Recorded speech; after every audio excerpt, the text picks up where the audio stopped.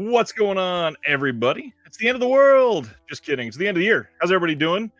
We have a pretty short show planned, but a fun one. I've got an actual list of things I want to discuss tonight, so make sure you hang around for the entire show. We don't have a ton of announcements to go over, but there's a lot of topics that come out over the year that don't really fit either shows. Tonight is where we air all of those grievances. That most of them are not grievances, but we're going to discuss. And I'm hoping you in the chat will be incredibly active. And with that, I am going to make sure that I share this. Make sure you hit that like button on the stream and be active in the chat. Say hello and hang out. I did say that I was going to not have a guest tonight. However, with the way that we have been all leading up to this random Shelf Shock Rewind Awards that we've been planning for the whole second half of the year, I figured what better way to end the year than going over somebody that always goes over the announcements with me. And we're going to bring in Stephen Billings of Chasing Labels, and he is muted. Go ahead. Unmute yourself. There I am. There you go. Wow. How do I sound now? I can hear myself now. That's great. It's having some tech issues, but leading like 30 seconds in, and now I got it. Now I can hear. Perfect timing. Steven, what's been going on? Oh, just taking a little break. Chasing Labels didn't have an episode last week, and we won't have another one this weekend. And just trying to chill. I watched a few new movies this week. I really don't get a lot of chances to watch films that came out in the year. Right. So this week I've watched, I think, 4 new movies. It's amazing. What'd you watch? The Fabelmans I watched last night. Nice. I watched a Nolan Ryan documentary because I'm a big baseball fan. I love baseball, and I watched a Nolan Ryan documentary called Facing Nolan. It's on, I think, HBO Max. I watched Banshees of Inisherin. Love that. That was great. I love that. And then there was something else I watched, but I'm forgetting it. But God, what did I watch last week with my wife? Never mind. That's how quickly my mind leaves. The movies sometimes just leave. Right. It's just been good. Just kind of not putting the pressure on myself to watch things for the show, which I love. I love the curation that the labels do for me. It really keeps me on my toes, and it keeps me discovering new things. But it's good to take a break from it for a minute and just watch you do all the work still. So well, hopefully there's not too much work tonight. I think we only got like 15 announcements this entire week, and even that's kind of stretching it a little bit. It's kind of why I take this time, because I know that usually the labels take a break too. So I kind of use this the last couple weeks of the year to just be like, this is the best time. We won't get too behind when we come back. So Steven listed some recent watches, and I am home this week without work, and my kids are off, which means my watching time is cut drastically down to nothing because I can't watch anything during the day that is over maybe a really light PG-13, and in most cases it's got to be PG because my kids are crazy. But the one thing I watched this week is very kid friendly, and I'm gonna rave about it for a quick second. I just want everybody to check it out. I loved Encanto when it got released. I think that was 2021, and yeah. I attached to it very quickly. I thought the animation was great, the music was incredible. Just in the last couple days, they released on Disney Plus the live Hollywood Bowl performance of the Encanto songs, where they got the original voice cast to come in and perform, had this incredible set, and I gotta admit, it was impressive as hell. Absolutely loved it. I hope people go watch it because it's fantastic. Not something that we would normally talk about on this channel, but my gosh, I was thrilled to see it. I'm a big. I love Pixar. I've always loved Pixar, but I'm honestly a little behind. I think I've missed the last couple. Like I haven't seen Turning Red yet. I know a lot of people like that one. Encanto, I don't believe I've watched yet. I think the last one I watched was what's the one where you had the jazz player Soul. that died. Yeah, I watched. I think that's the last one I've seen is Soul. Soul was great. Yeah, you say what you will, like some people might say that they've fallen off a little bit, but God damn it, if they didn't have the best streak of great films for the you know, longest from an time. yeah, and so, you know, they're in a period, you know, they went through a period where they did a lot of sequels, you know, and I, you know, you understand it's Disney. They're Right. it's all about sustaining the Disney name. But you know, they've taken some interesting swings lately, I think, and that's all you can ask for. And it's yeah, I mean, I'll be excited to eventually get around to it. I got Disney Plus. I'll eventually get around to them. So The best part, it's only 45 minutes. well, damn. Well, there you go. Yeah, it was an immediate watch solely based on that. I normally go over pickups, and I haven't had too much recently to really share. But one that I think people have been feeling a lot because we got a few delays on one title. I got this random super old order in from Diabolic because Dragons Forever 4K had been delayed. Maybe 1924 times, something like that. So this is finally here. But the greatest thing is it came with a bunch of releases that I was dying to see, and they have been held up on the same order because I'm patient and I didn't email to get it to get sent in. So I finally got a release from Chameleon. This is breaking news. And I got in the 4K from Blue Underground from earlier this year. God told me to.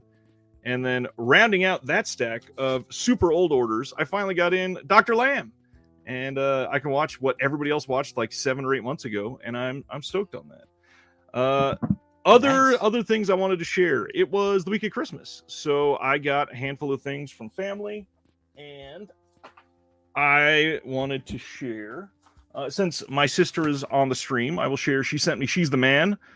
Gotta love Amanda Bynes. And she sent me The Craft Legacy that I still have not seen yet. I've heard it's not great, but gotta have it. Yeah, I'm glad my wife didn't make me watch. Yeah, I was gonna say I'm glad my wife didn't make me see that movie. She loves the original. I'm glad. I love the original too. Yeah, I do too. My kids went through my Amazon wish list, and one of them picked out Greg the Bunny, The Passion of Greg the Bunny, Volume 2. Don't have Volume 1 yet, but friend of both of our channels, Sean Baker, is the creator of Greg the Bunny. So that's why it was in my wish list. And then little music Blu-ray, Alter Bridge, Live at Wembley. Love me some Alter Bridge. And then some books. My wife got me Fright Fest Guide, Ghost Movies. And my sister-in-law bought me Satanic Panic. Edited by Kayla Janice. Yeah, I just saw that that book just got some restocks into Orbit DVD.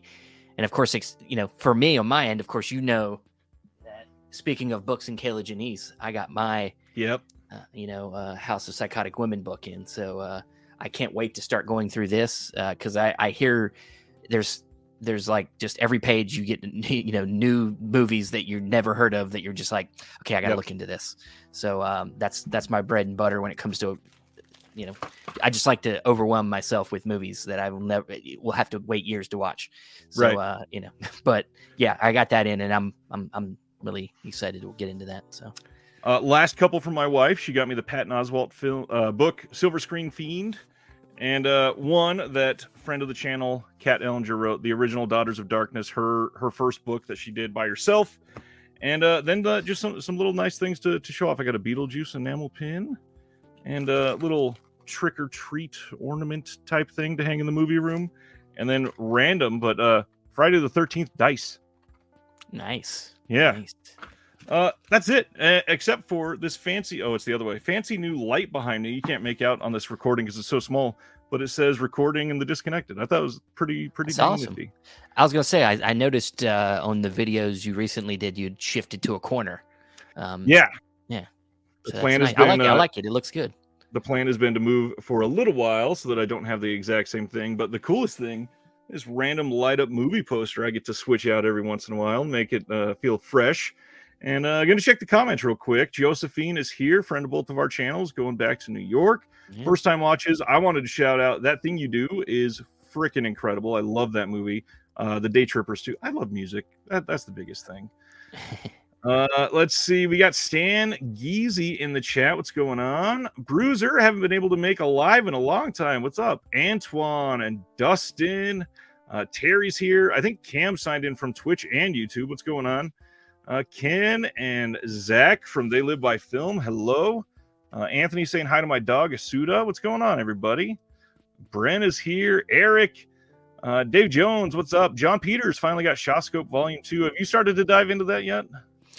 God, I'm not no, I did a little bit. I did a little bit in a kind of a weird way because before I had, submitted my votes for Shelf Shock Rewind, I wanted to look into that set, and I'd gotten it pretty early because Orbit had gotten some in, so I snagged one and started watching some of the features in that. So I've watched some features on that, but none of the movies. Right.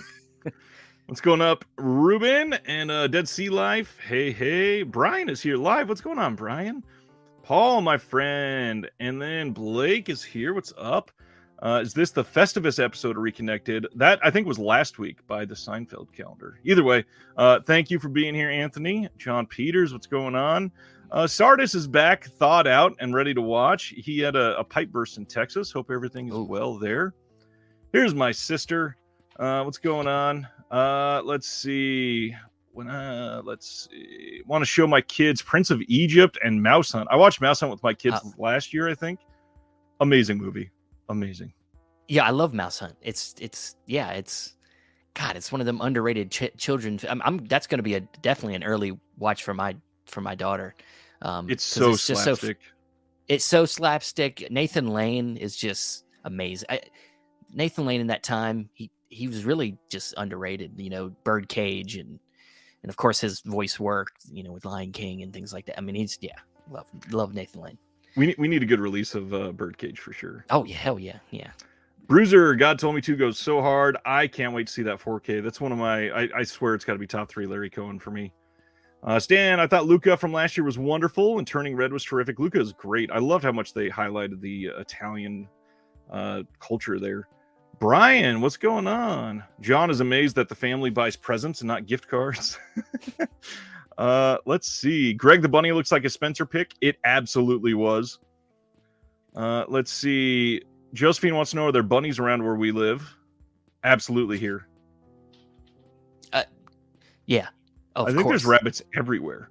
I mean, hopefully not like the one that's on the cover, but yeah, I mean, I don't want any demonic rabbits, But I mean, yeah, I mean, we got them sometimes. Let's see. Josie says, what's your favorite fictional band in a movie? Favorite fictional band in the movie?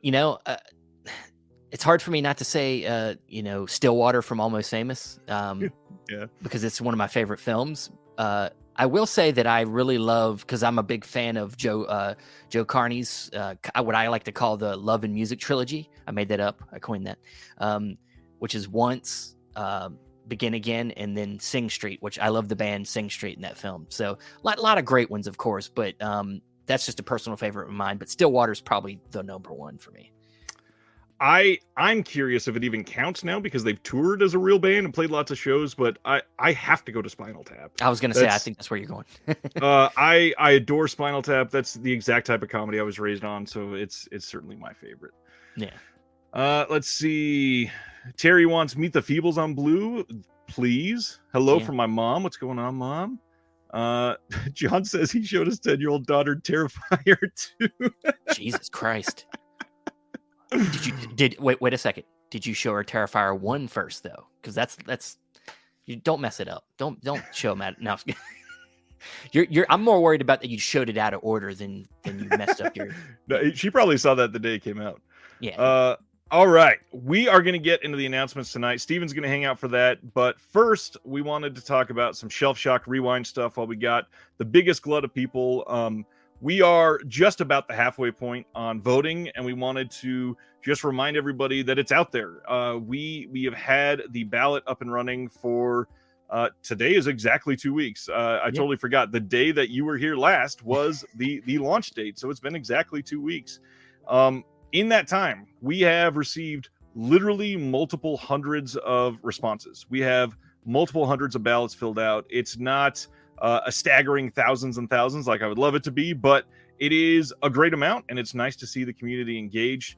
The overall results have not been looked at yet, which I'm dying to cheat, and I've almost cheated like 4 times, but I've made myself hold back. The link to vote is being posted in the chat, so make sure if you get some free time that you click on that and vote by January 15th. Steven, you voted very quickly. Any of your picks that you wanna throw a ring in the hat or a hat in the ring for? A ring in the hat. You mean any picks I want to take back now that I've bought some more? No, I'm just kidding. No. Yeah, of course, there are some things that I could have maybe waited on, but I felt pretty strongly about my picks. And I mean, we know from the last time I was on that Out of the Blue is obviously, I mean, I want that to win everything.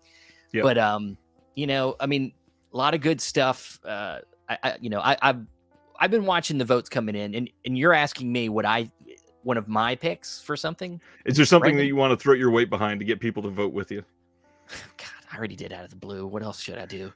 Let me see. And you're putting me on the spot. I'll answer while you think then, because okay. I've been putting out some best of videos already. Okay. I think I've put out 2 today. It might have been 3 and 1 yesterday, and I've got more already scheduled to go up tomorrow and the next day. But going through everything again and watching some comments come in today, I was reminded while I was making the video how great the packaging is for this Wolf of Wall Street release, and the whole wallet aesthetic and the cocaine on the inside and the cards that come out. This is really unique. Like, not a lot of companies would have gone so far as to print up credit cards with references to the movie that come out of the packaging. That I imagine that actually cost quite a bit for Arrow to put in the packaging, and not like trying to side with the label to say, oh my God, they should be voted for because they spent a couple pennies more. But over a couple thousand releases of that film, I imagine that choice was probably a little expensive and something that they had to debate around a table somewhere for a little while. Very curious to see people's feedback on that. Unfortunately, it's not on the ballot because more people nominated some other titles, but I might write that one in. I really fell in love with it, and I still haven't voted yet. I'm waiting for a few more days. I've got some other stuff I'm trying to get in through the end of my vacation, but yeah, that one, love the packaging on that. Yeah. Oh yeah, definitely. They do win a little extra on that one. It's tough. I was just thinking about what release did it not really get as much love as I'd like. I would say one thing is I would like to see something from Indicator. Make sure Indicator wins something, because I don't feel like it got as much love as they had. I know their year was a little, they had to push back some things, and so it kind of affected their year overall.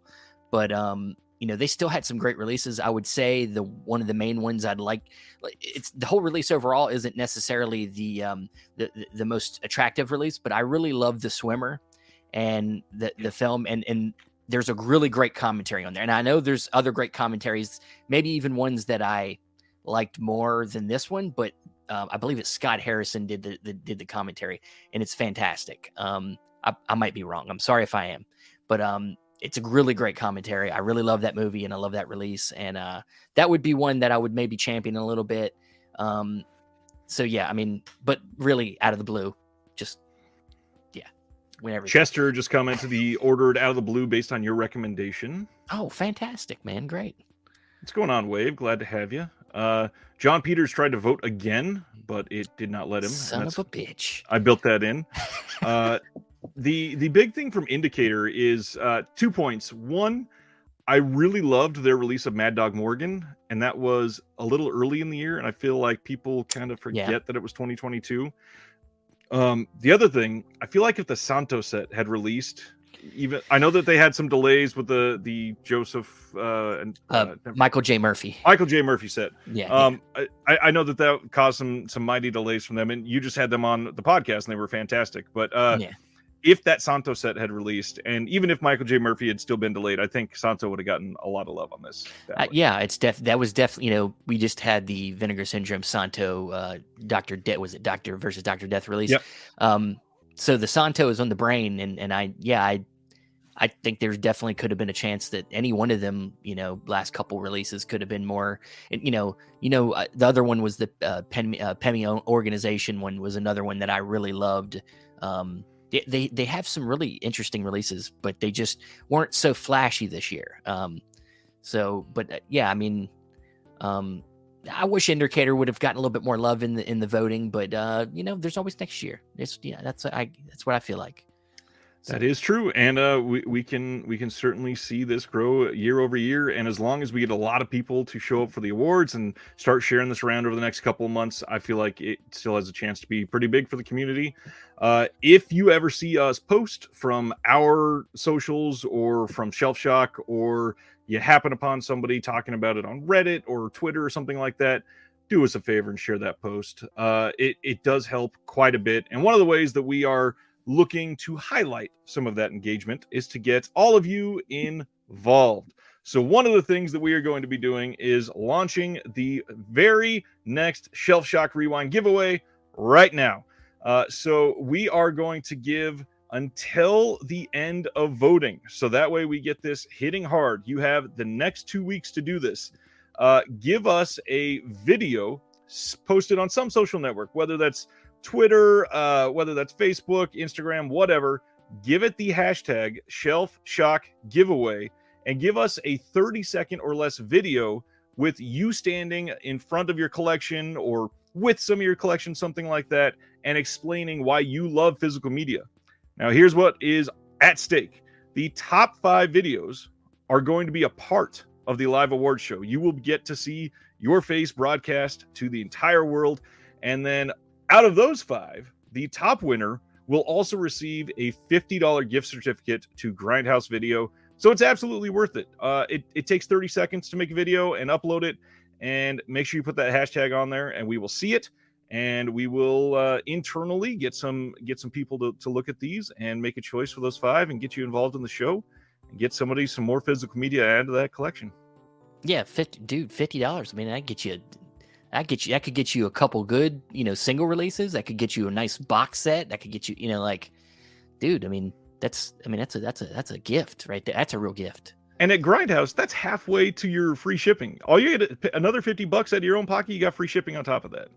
Exactly. And we got to thank Mike over there for donating. He was gracious enough to give us some, and there's more. He gave us 3 of these things, so there's going to be more giveaways.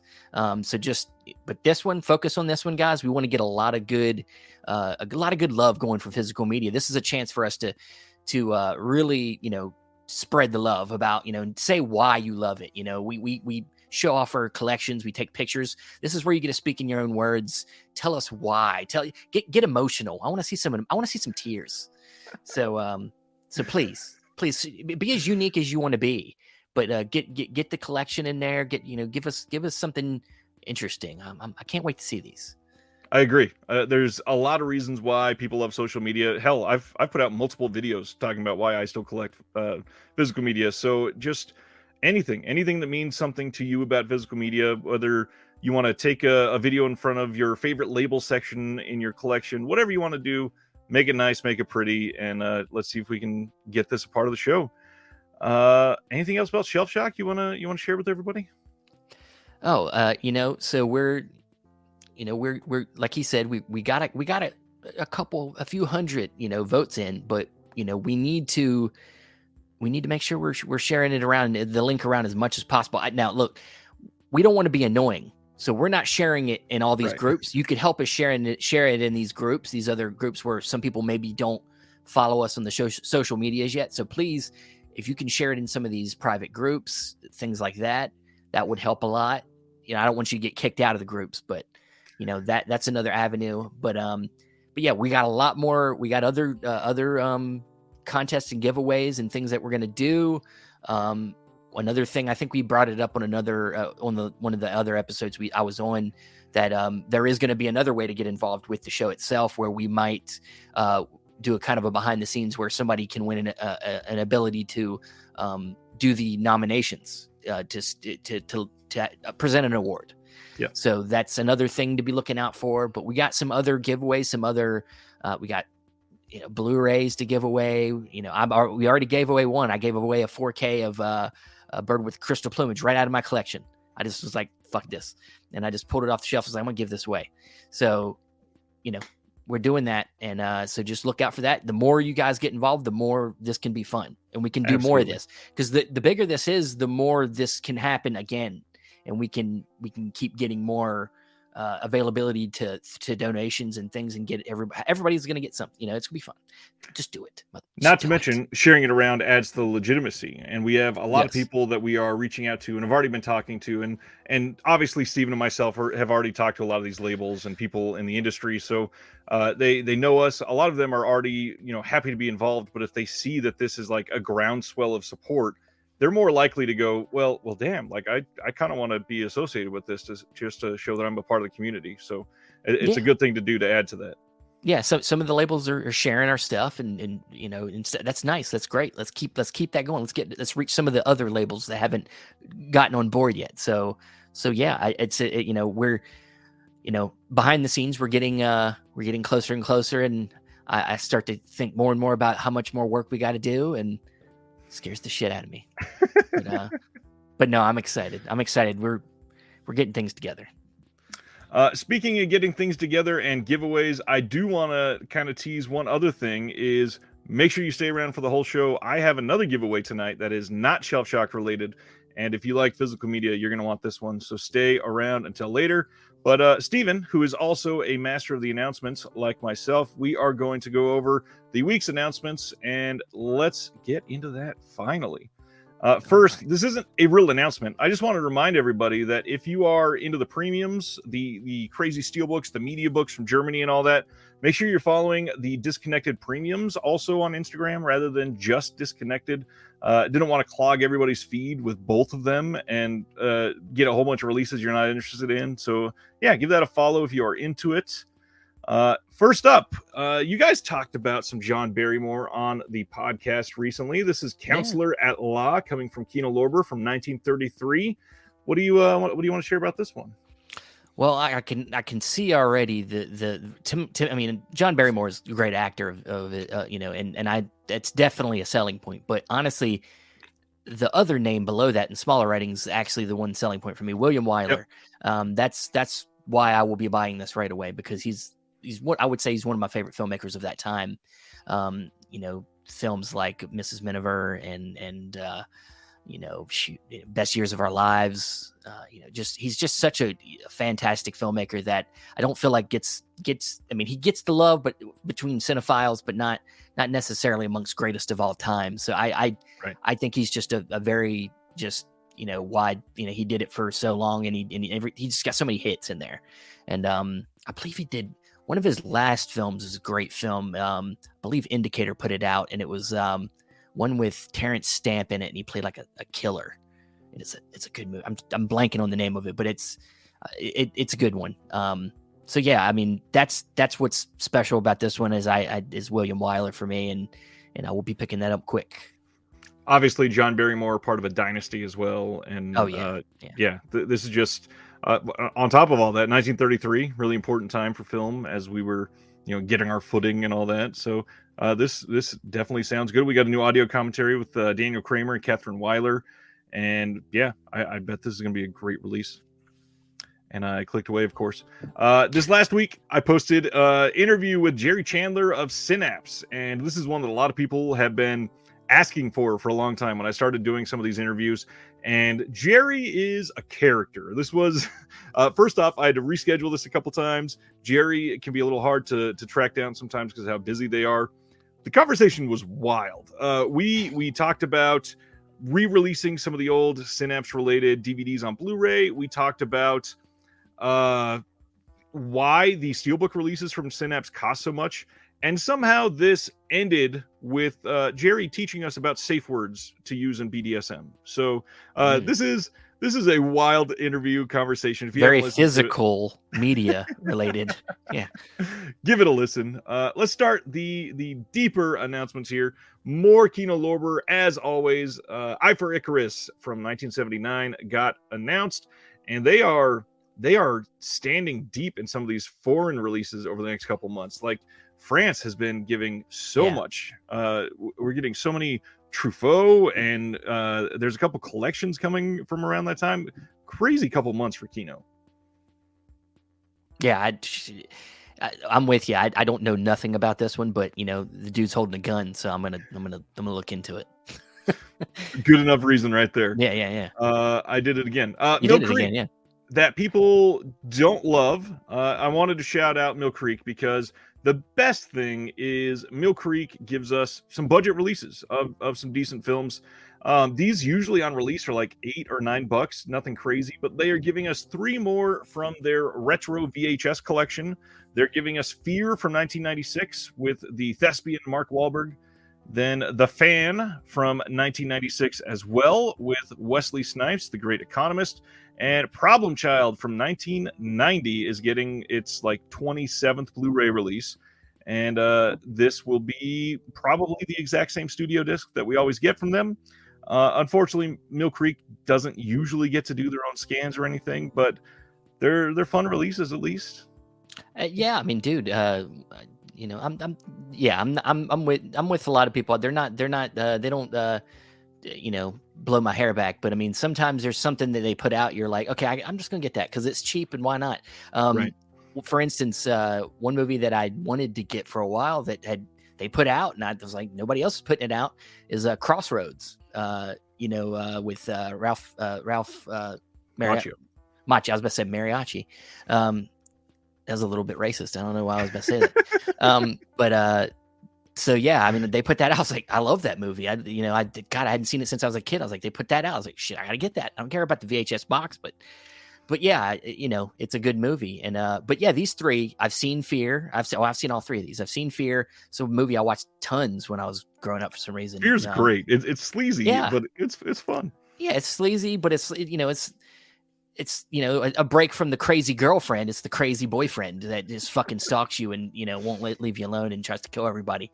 Mark Wahlberg's he's scary in the movie. He really is. And genuinely. Then the fan, you know, is, you know, it's fun. I mean, it's essentially the, you know, what's the movie? What's the Scorsese movie that the remake? Oh yeah. Wow. I was just talking about Scorsese yesterday with somebody. Yeah, no. What's the film he did that was a remake and it was great? And it's Cape Fear. It's kind of got a Cape Fearness to it, you know? Yeah. But it's good. Yeah. I mean, it's, you know, Wesley Snipes in the 90s, you know, and, you know, De Niro, man, he's an all-time great. So, and then the last one, what was the last one? Problem Child. Oh, dude. Yeah. That shit. I saw that movie like 1,000 times growing up. I actually talked with Larry Karaszewski. I was about to say you had Larry on the podcast. Yeah, and he hated talking about that movie. When I brought it up, I was like, I'm a fan of Problem Child. He's like, everybody's a fucking fan of Problem Child. So I don't know why everybody wants to talk about that damn movie. And I'm like, it's because I grew up with it. I'm sorry, Larry. I'm young. But if I remember right, I know. Yeah. If I remember right, he did bring up that there was a while they were trying to get a Child's Play and Problem Child crossover called Problem Child's Play. Yeah. And that sounded incredible. I was like, dude, why were you still trying to do that? I mean, just do that next year on Sci-Fi. I mean, Child's Play is still going strong. Do it, man. I mean, but yeah, Larry's great. Larry's one of them guys. He was one of them guys that just like, he didn't even want to talk about himself. He wanted to talk Blu-rays. And I was like, he is supportive as hell. Yeah, definitely. Yeah. Let's go to the next one. Sony Pictures Home Entertainment is putting out Indochine from 1992 with Catherine Deneuve. Again, just going with these foreign films. We got a lot of these coming in right now. Sony Pictures Classics obviously just put out a remarkable box set in 2022, and this is just another one of their great releases, and it's coming in Blu-ray, not a 4K release, but it's decent film from everything I read this week. I don't know a lot about this one. I never got to see this. I was a little young at the time, but it's one that I'm certainly interested in now. Yeah, definitely. Moving right along, I had been talking to somebody about this the other day because Nicholas Hoult is in this and wanted to share that the Hulu show is getting a Blu-ray release for season 1 and season 2, which I just wanted to highlight this because it's rare that any of these streaming services put any of their TV shows out on Blu-ray, and it is nice to see these still coming. I've not seen the show, but I like Elle Fanning, and Nicholas Holt's pretty great at what he does. Yeah, I've seen the show. I love it. God, the writing in it is amazing. The comedy writing is, and Nicholas Hoult is the best asshole ever in this movie. He is the best asshole. in almost a likable way, though. It's like he's so terrible, but he's so good at it. And Elle Fanning just plays off of him so well and becomes, very empowered through the story. I don't want to give away story points, but she's just they're both just, everything about the show is remarkable. It really is one of the best comedy series I think out there right now, and I'm excited for the next season. So yeah. All right, that sounds pretty damn good, actually. Going to the next one. This is really damn exciting. I'm so glad that you're here to talk about this one too, because I know that you're excited about this one like me. Well, if you look in the background, there might be a face that you recognize. Kino Lorber putting out Face Off on 4K. This is amazing.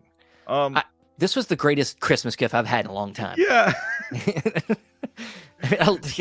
I've been talking about getting this damn movie, and I knew there was a chance that Kino could be putting this out with the deal they made with Paramount. I was like, right. Is this coming? Is they going to finally put face? I've been saying it, but yeah, this took the day. I didn't care about anything else from Christmas except for this. Face Off on 4K with a brand new HDR and Dolby Vision Master. This is getting a 4K scan of the OCN.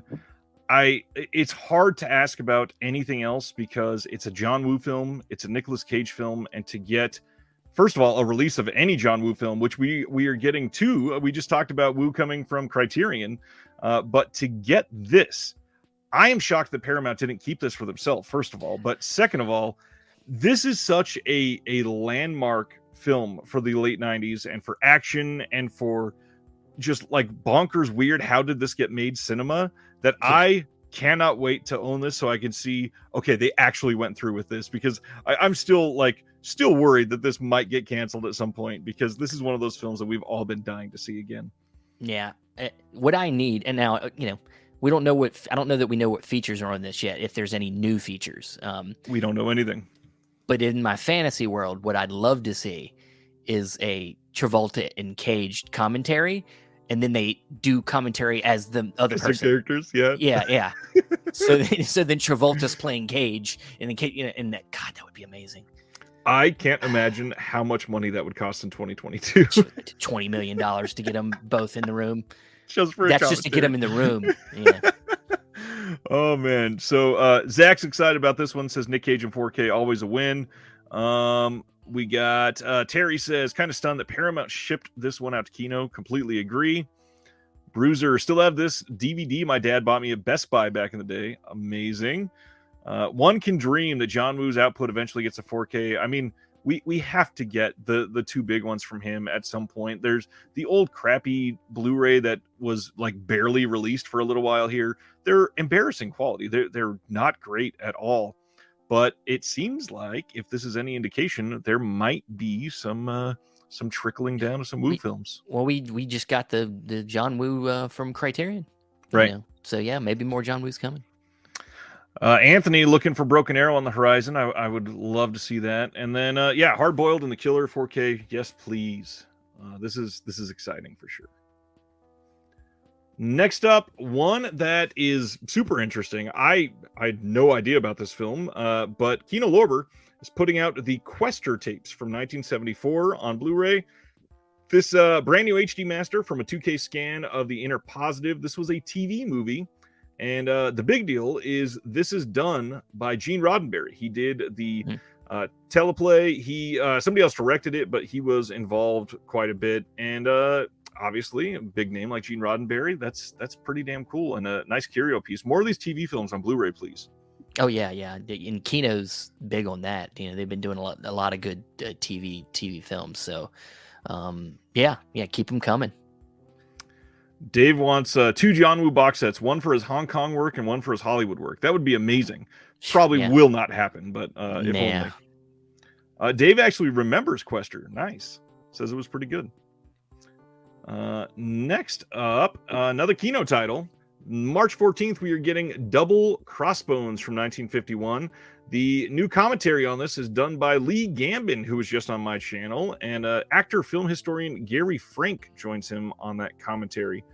How do you feel about these old swashbuckling films? Swashbucklers. They're hit and miss for me. I mean, you get some that are just maybe they're a little bit long in the tooth. They're like 2 hours and 45 minutes. You're like, I don't know if I need to watch this for 2. But I do like pirate films. I like Right. this looks like a pirate film, and it's one of them genres that basically got the Pirates of the Caribbean took that genre over. But we don't. I wish we would get more pirate movies that are not that. It seems like we've gotten pirate stuff in TV, but yeah, I mean it's a genre I always like to give a chance.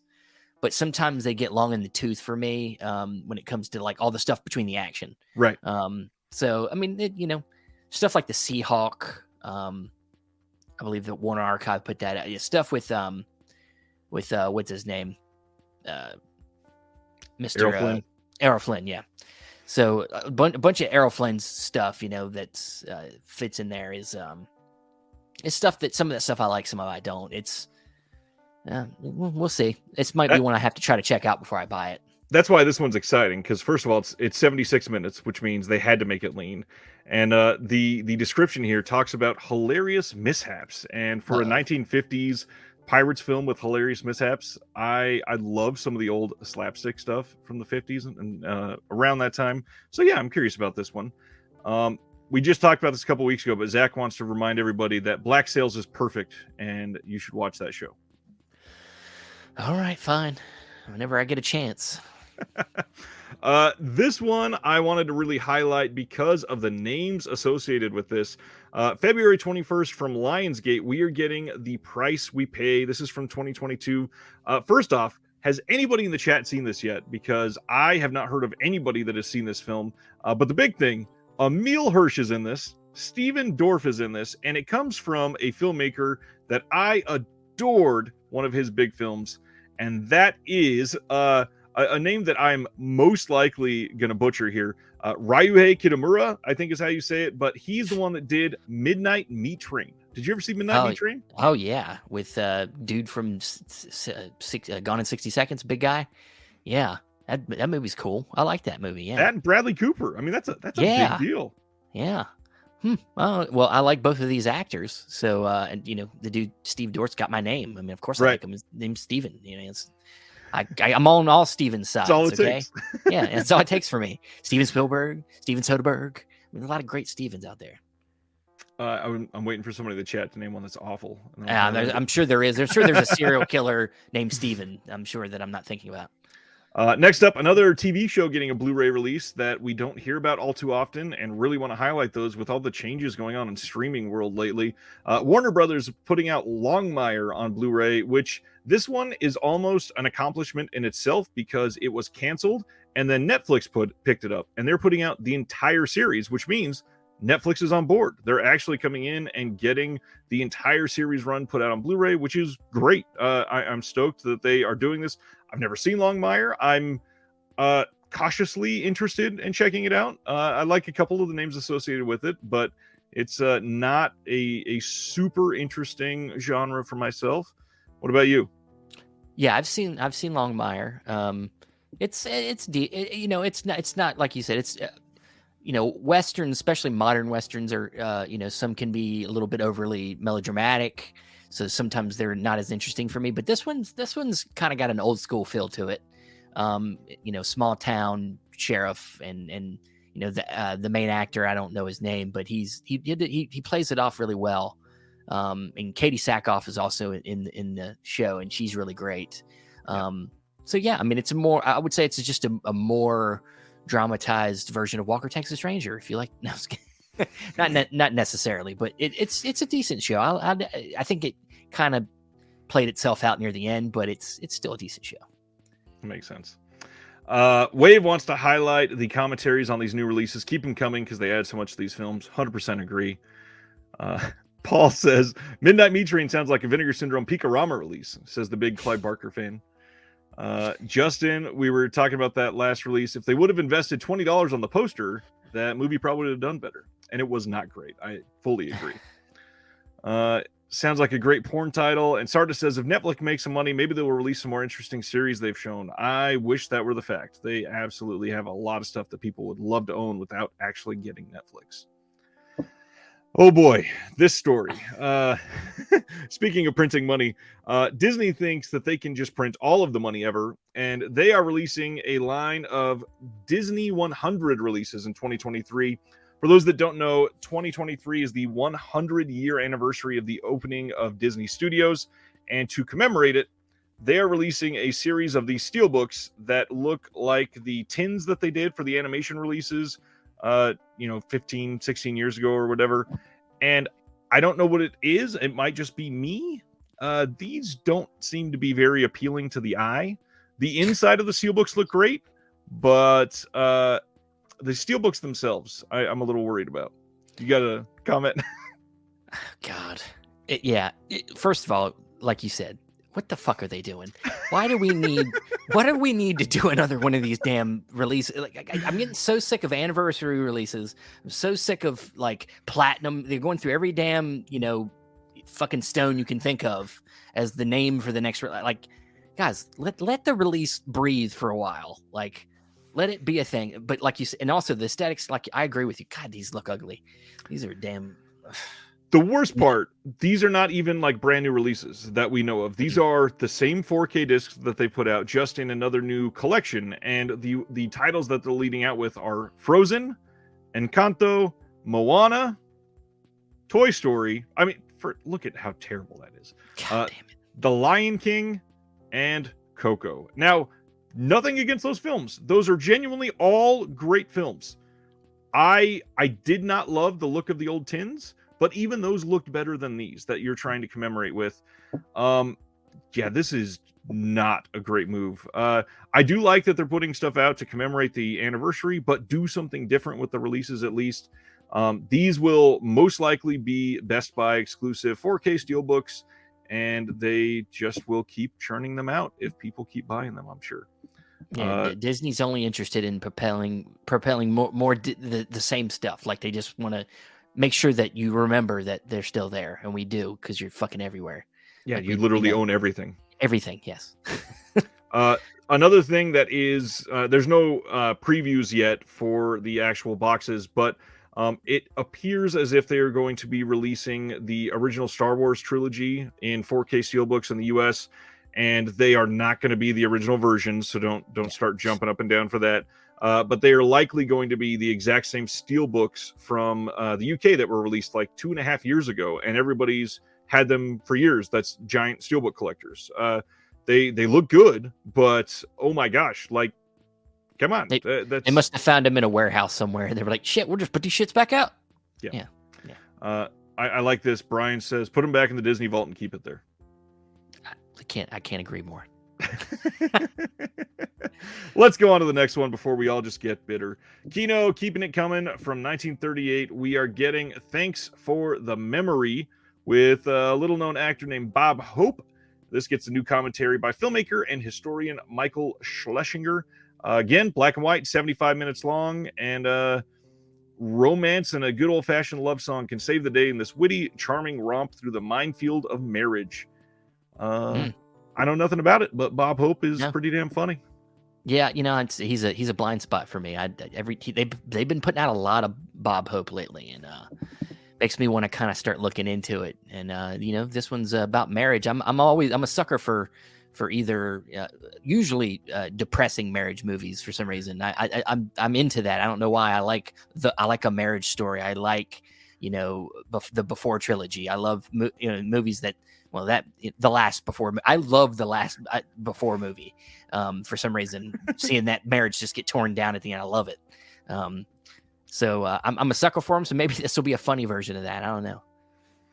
Time will tell. Lots of hijinks in the old 30s and 40s and 50s films about marriage. Another set of steelbooks that are coming as Best Buy exclusive 4K releases.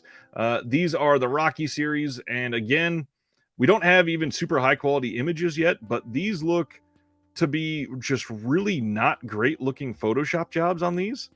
The fourth one here, because it's the original poster, looks pretty decent, but the first three, I don't know. I've never even been a huge Rocky fan, but if I was, I would be not very happy with the imagery that they're going with here. Yeah, it's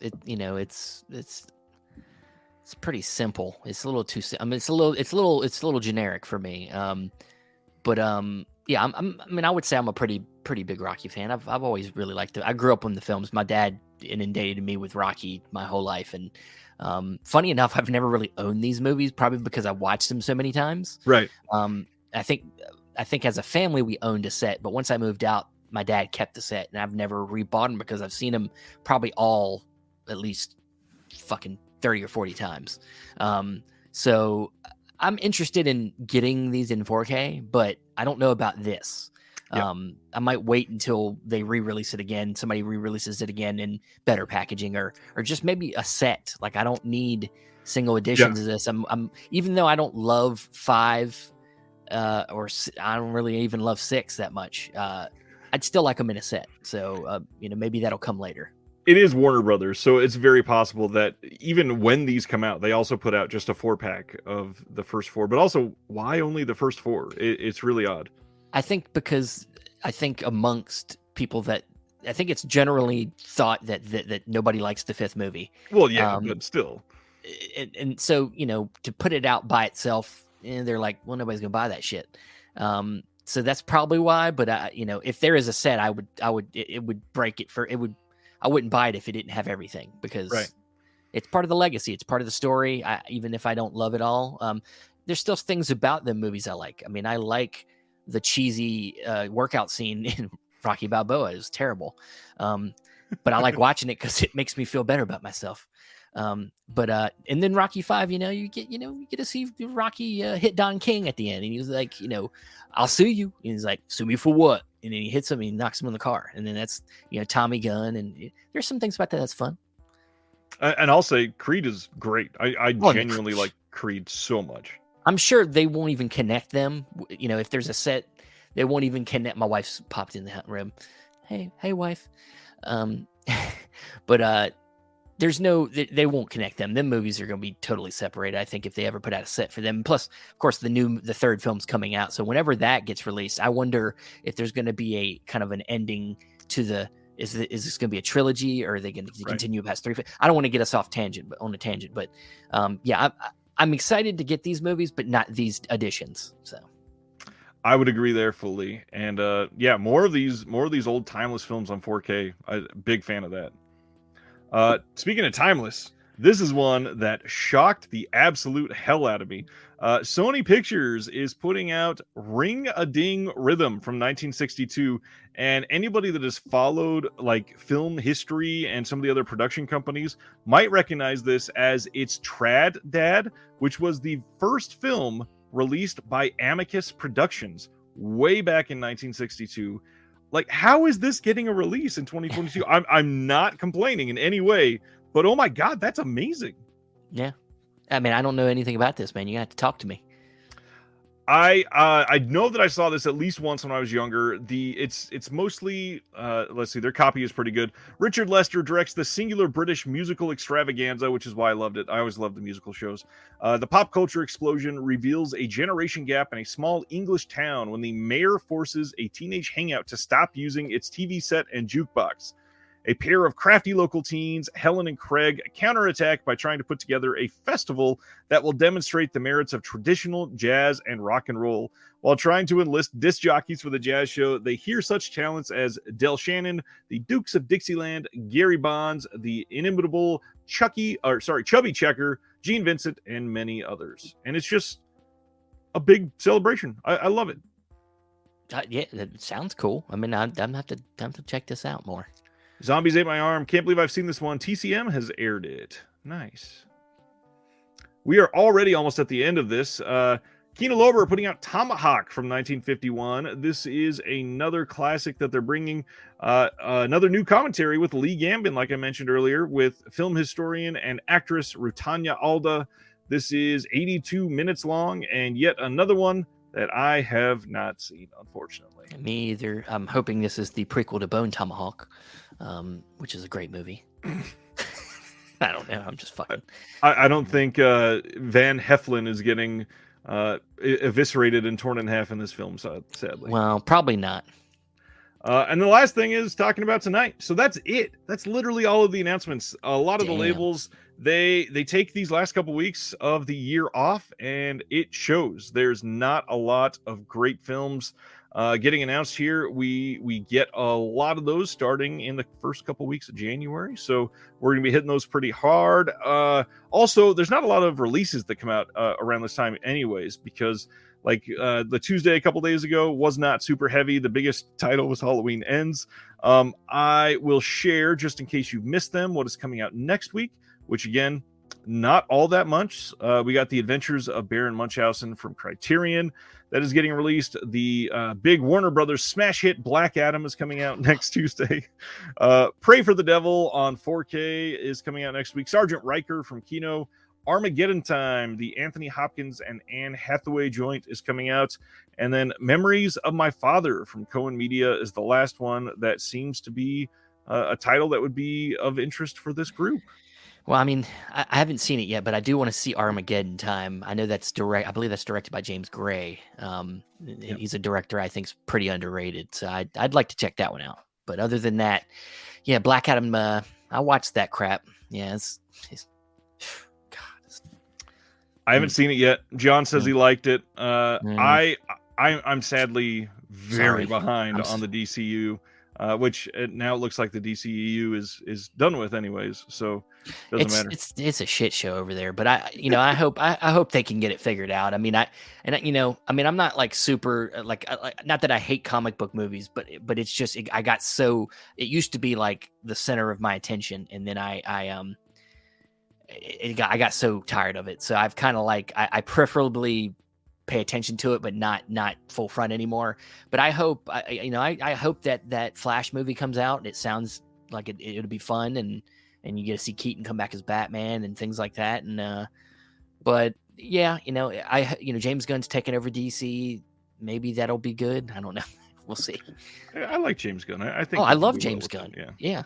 But is every movie going to be snarky like what, or is it going to be, right. What is it going to be like? Who knows his direction for what he thinks the world should be like? Right. We'll see. Well, that's all I got for Steven. I know Steven's got to head out and go to bed. So thanks, Steven, for hanging out tonight. It has been a blast to do everything we have over the last 4 or 5 months or whatever. And more to come. Everybody, make sure you're following Chasing Labels. They do incredible stuff all the time. And obviously the big thing to hit is Shelf Shock Rewind. Make sure you enter that giveaway and make sure that you are following those socials as well. Steven, till next time, thanks for hanging out. Thank you guys for thank you, Ryan, for letting me come back on. And yes, Shelf Shock Rewind, get on it and get out there and vote when you're ready. You still got a couple weeks, and I'll be around. Maybe I'll be back soon. Who knows? There'll be another giveaway. Maybe I'll pop back in here on another show. But everybody have a good night. Steven may be hanging out in the chat anyways, because there's another giveaway tonight. So don't forget. What? I shouldn't win. I should never win it. No, I was gonna say, can I be a part of it? No, I don't need you guys. You guys get whatever it is. For you guys. I got enough here. I don't have no more room for Blu-rays that I win from other people. Have a good night, Steven. We guys all love have a good one. Have a good night, guys. All right. Nobody leave just yet. We have a lot more stuff to go over. That was our time with Steven, and he's amazing. Now that he's not here and it won't be awkward, genuinely, please make sure you are following Chasing Labels. Him and Andrew. First off, Andrew somehow watches every film that's ever made. Like the day it gets announced, he watches like 9 films, it seems like. And they discuss as many as they can every week on their podcast. They get some great guests. They do a lot of interviews, and they're just amazing.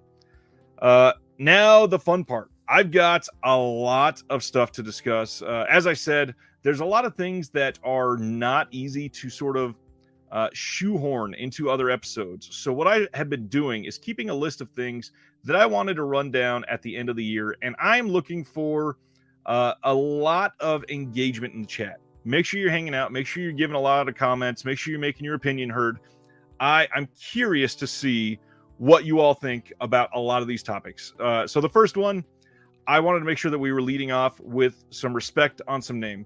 Obviously, a lot of us woke up today to the news that Ruggiero Deodato has passed away. A couple people that were close to Ruggiero had had been posting that it was not looking great, that it looked like a very serious condition going on over the last couple days, and it started to get a little somber. And unfortunately, he is gone. Obviously, he is known for Cannibal Holocaust, but he is a maestro, and not just for that film. There's a lot that Ruggiero did that really should be recognized, and he's gotten a lot of respect from some of these labels over the last few years, especially. But I wanted to highlight a handful of titles that if you've never watched Ruggiero Deodato, you absolutely should be. Leading off with Raiders of Atlantis, one of his most fun films. And then obviously I mentioned Cannibal Holocaust, but if you have not seen it yet, anybody that is in this hobby or at least tangentially involved or inspired by this, please make sure that you have seen it at least once. I understand the issues with the animal cruelty, and I don't like a lot of what he did. However, it is important and a genuinely great film, and one that you should see at least once. Next, I would absolutely highlight Live Like a Cop, Die Like a Man. Really great film. His older film, Jungle Holocaust, is one that absolutely deserves some love. And then the one that came out way later than some of these classics that people just forget that he did. And I think it was Shameless put out, I think it was a DVD years ago. Seek out The Washing Machine. Like, how do we not have a US Blu-ray release of The Washing Machine? I don't get that one. He killed it on body count. The Barbarians is a great film. He has a segment on the Profane Exhibit that Unearthed Films has been working on for the last few years, and I can't wait to see that release here soon. But the big one for me, my favorite film from Ruggiero, is one that has recently gotten some love, and I really hope people give some respect to House on the Edge of the Park. The film is genuinely creepy. It is a film that is very well made. It is a film that has some faces in it that you'll recognize if you've been a part of genre films for quite some time.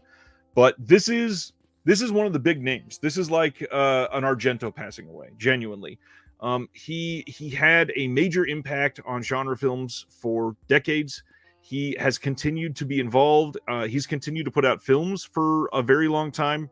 The other thing that I would shout out is there's a documentary that was released a couple of years ago at this point, I believe, that has been like thrown in some media books and a handful of other releases, but I don't think it's gotten a big like standalone Blu-ray release to highlight it. However, he was a part of a release that is called the Deodato Holocaust, and it is so well done. It is a documentary that really highlights his earliest films all the way to his latest films and gives details that we just don't get to see in a lot of the other interviews with him. And he has always just been very well spoken and very, very willing to talk about a lot of different parts of his filmmaking. So seek out some Deodato if you've never spent a lot of time with him. I really wanted to give some respect to him. It is a filmmaker that has impacted millions, literally. It's a great legacy that he left behind. And if you've never seen anything, that Deodato Holocaust, the documentary, is a really great place to start. And like I said, it's been bundled with some other releases, so you can seek it out. Let's see in the chat. Oh, there you go. Justin says it's a bonus disc on the Severin release for House on the Edge of the Park. I think I got it as I think it's a bonus disc in a media book I got somewhere.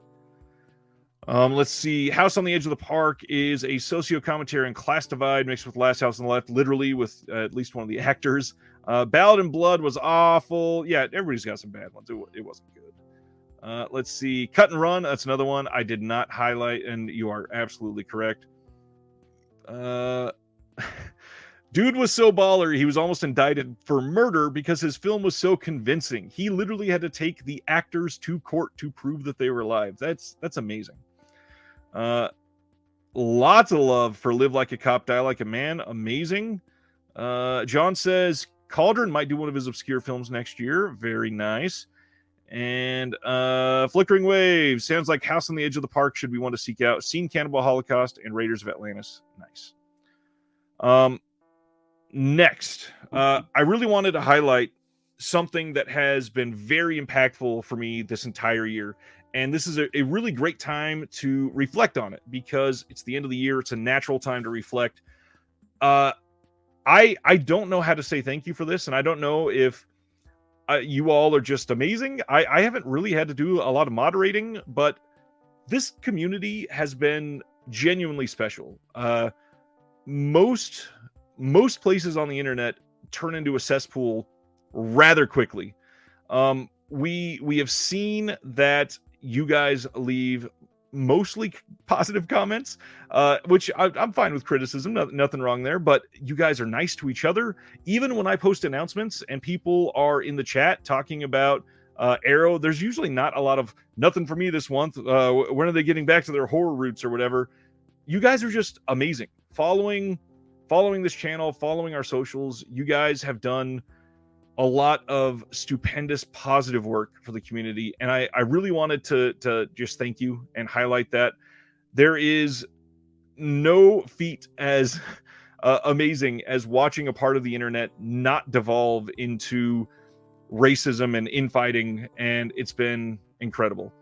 One of the things that was discussed in comments on a recent video, and it was I think it was comments on a video that was months old, so most people probably have not seen this, but one of the things that some people wanted to say is how with this group and with these interviews that have been on the site and with the Patreon and everybody supporting the channel, there's a few things that it has felt very welcoming through, and one of those is that this has given you a room to create, like a room to breathe, a room to be human in these shared and diverse experiences that we all have together. And it has been amazing just to see that you guys have grasped onto that. And I wanted to truly say thank you. And I could not be more proud to be a part of that community. Let's see what is going on in the chat after that. Wave is happy with it. Led by example. I mean, I just do what I like to see, so thank you. My sister's happy with the community. DC, I tried to put on my big boy pants when I enter a public chat. I wish more people would. That's for sure. Don't downplay yourself. People have incredible influence on the... Thank you so much, Celeste. By the way, wanted to shout out some Vinegar Syndrome. Not genuine like news this week, but there's been some weird stuff about Vinegar Syndrome, and we're going to get into it on Sunday. But I wanted to highlight Celeste is going to be my guest on Sunday as we are live streaming the first day of Subscriber Week. We're going to go live at 11:30 a.m. Eastern, and we will be live as everything goes on, discussing the launch of Subscriber Week, the brand new titles, finding out what VSL is going to feel like and what that first release is going to be. And Celeste is amazing. One of the things that we're going to talk about is how everybody woke up to somebody posting on Facebook and a couple other socials not to subscribe to Vinegar Syndrome because of the translucent slipcover. What do you even want to call it? It's not really like a real sort of fight. It's just somebody whining. I don't know how else to explain it. This isn't like a controversy. Somebody is trying to claim that because they were a subscriber in 2022 and they didn't get the translucent slipcover, that they were lied to and nobody should subscribe. Oh man, hilarious. And if you read all of the words that Vinegar Syndrome used in the copy, you would find out that there is no absolute way that they would argue that at all. I'm not going to highlight all of the compliments because I'm awkward. My sister, shout out to you. I built this community. Thank you. Let's see. Dave, I'm so impressed by the amount of cinema knowledge available in this and a few other groups. And that's true. That is something that I've counted on so much over the last 18 months of doing this, is everybody in this chat. If Steven and I forget a name, like, you guys are immediately saying Cape Fear. It is so incredible to see everybody come together with these different shared experiences of cinema that we can relate to, but we don't necessarily have all the same knowledge. So it's nice to come back and just resonate with everybody around here. It's amazing. Sister Agatha's here. What's going on? Late to Diodato, but didn't see any love for Dial Help. Guess it's just me. No, not necessarily. I've not gotten a chance to see it. I'm not sure if it's great. I need to see it. Let's see, Celeste. I'm excited to have you on Sunday. Let's see. We can use a senior discount. Other than that, everything is copacetic. It's literally one dude whining and crying. Yes, it's embarrassing. Absolutely embarrassing. Is this the guy that started the class action lawsuit against Arrow? That is the first thing I thought of. It screams of the exact same tiny dick energy. I don't know what to say. It is just awful. Absolutely awful. Dead Sea Life says, I don't think I'm resubscribing because I just don't have the time to watch everything. There's so many titles. No, I will not stop bypassing the nice comments. Eric says, the only negative comment I can possibly make about the Disconnected Empire comes from my wallet, and I apologize. We're actually going to be talking about that in just a minute. Let's see, what was next on my notes? The positive community. I'm still not done with that. So, the giveaway. I wanted to highlight that we have somebody that is a patron. I'm not going to name who because they asked that their name not be read out to everybody.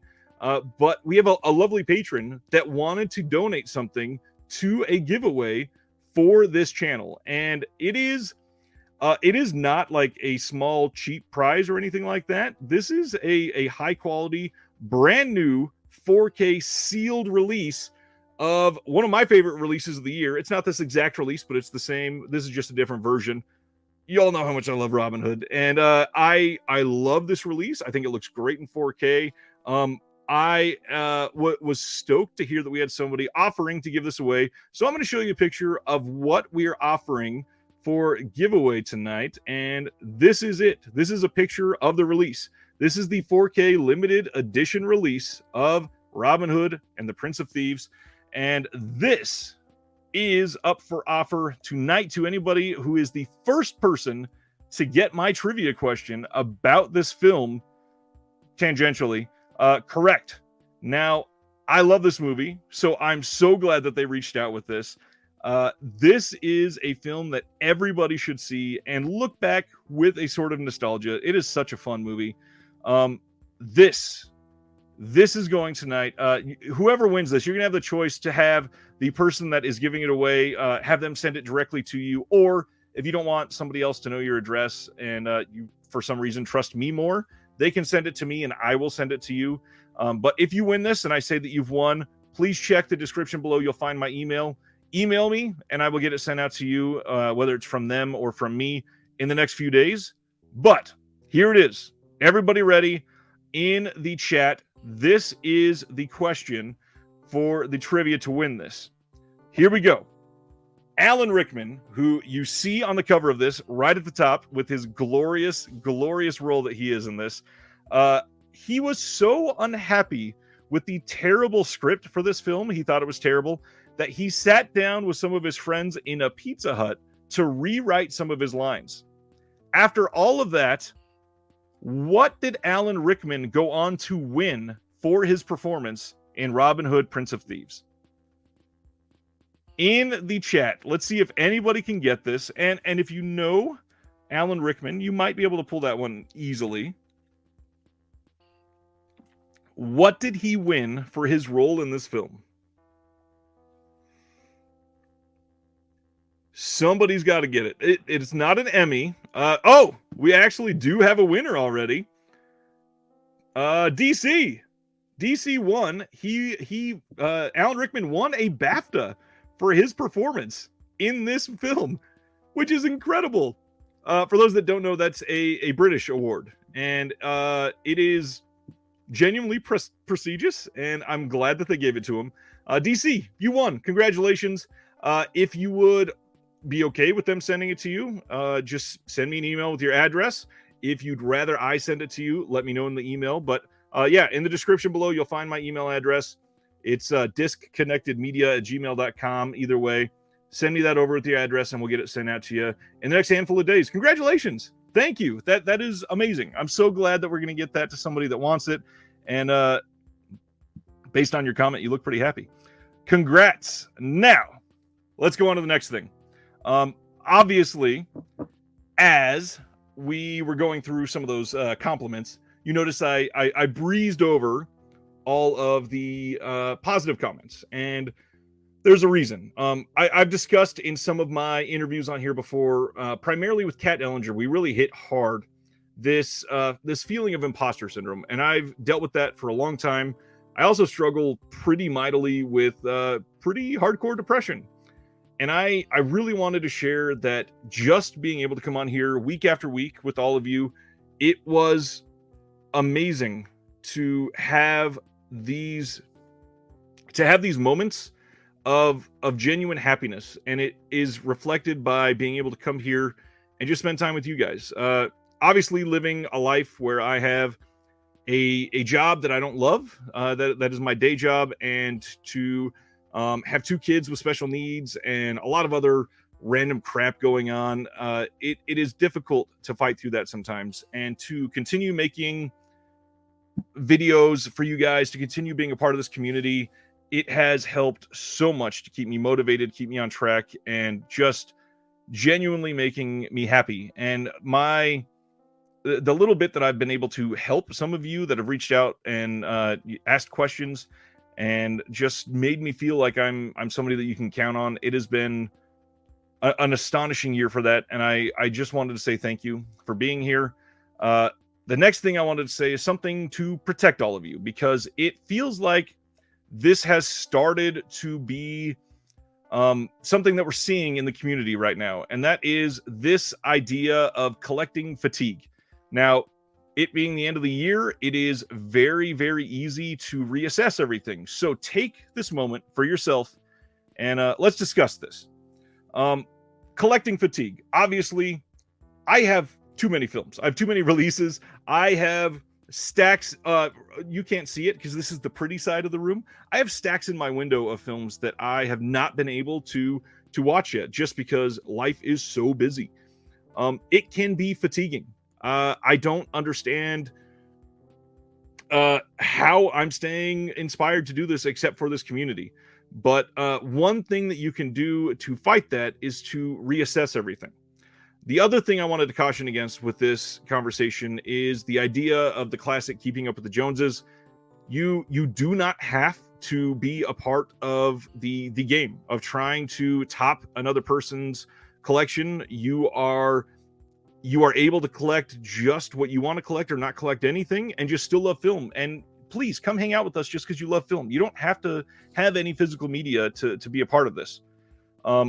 Another thing that I wanted to throw out there is this unnecessary FOMO that a lot of these labels have genuinely made us feel. And it is a marketing tactic. I'm never not gonna shoot that down. It's a big deal. But there's two things I wanted to throw out there to caution with some of this. Is one, budgeting. Obviously, this is the most obvious problem with this habit. And it is a habit, because it's absolutely something you can get addicted to and make a big part of your life and become a problem. But if you don't budget, it is very easy to fall in a trap of buying every single item that's on sale, or buying every single item that is brand new.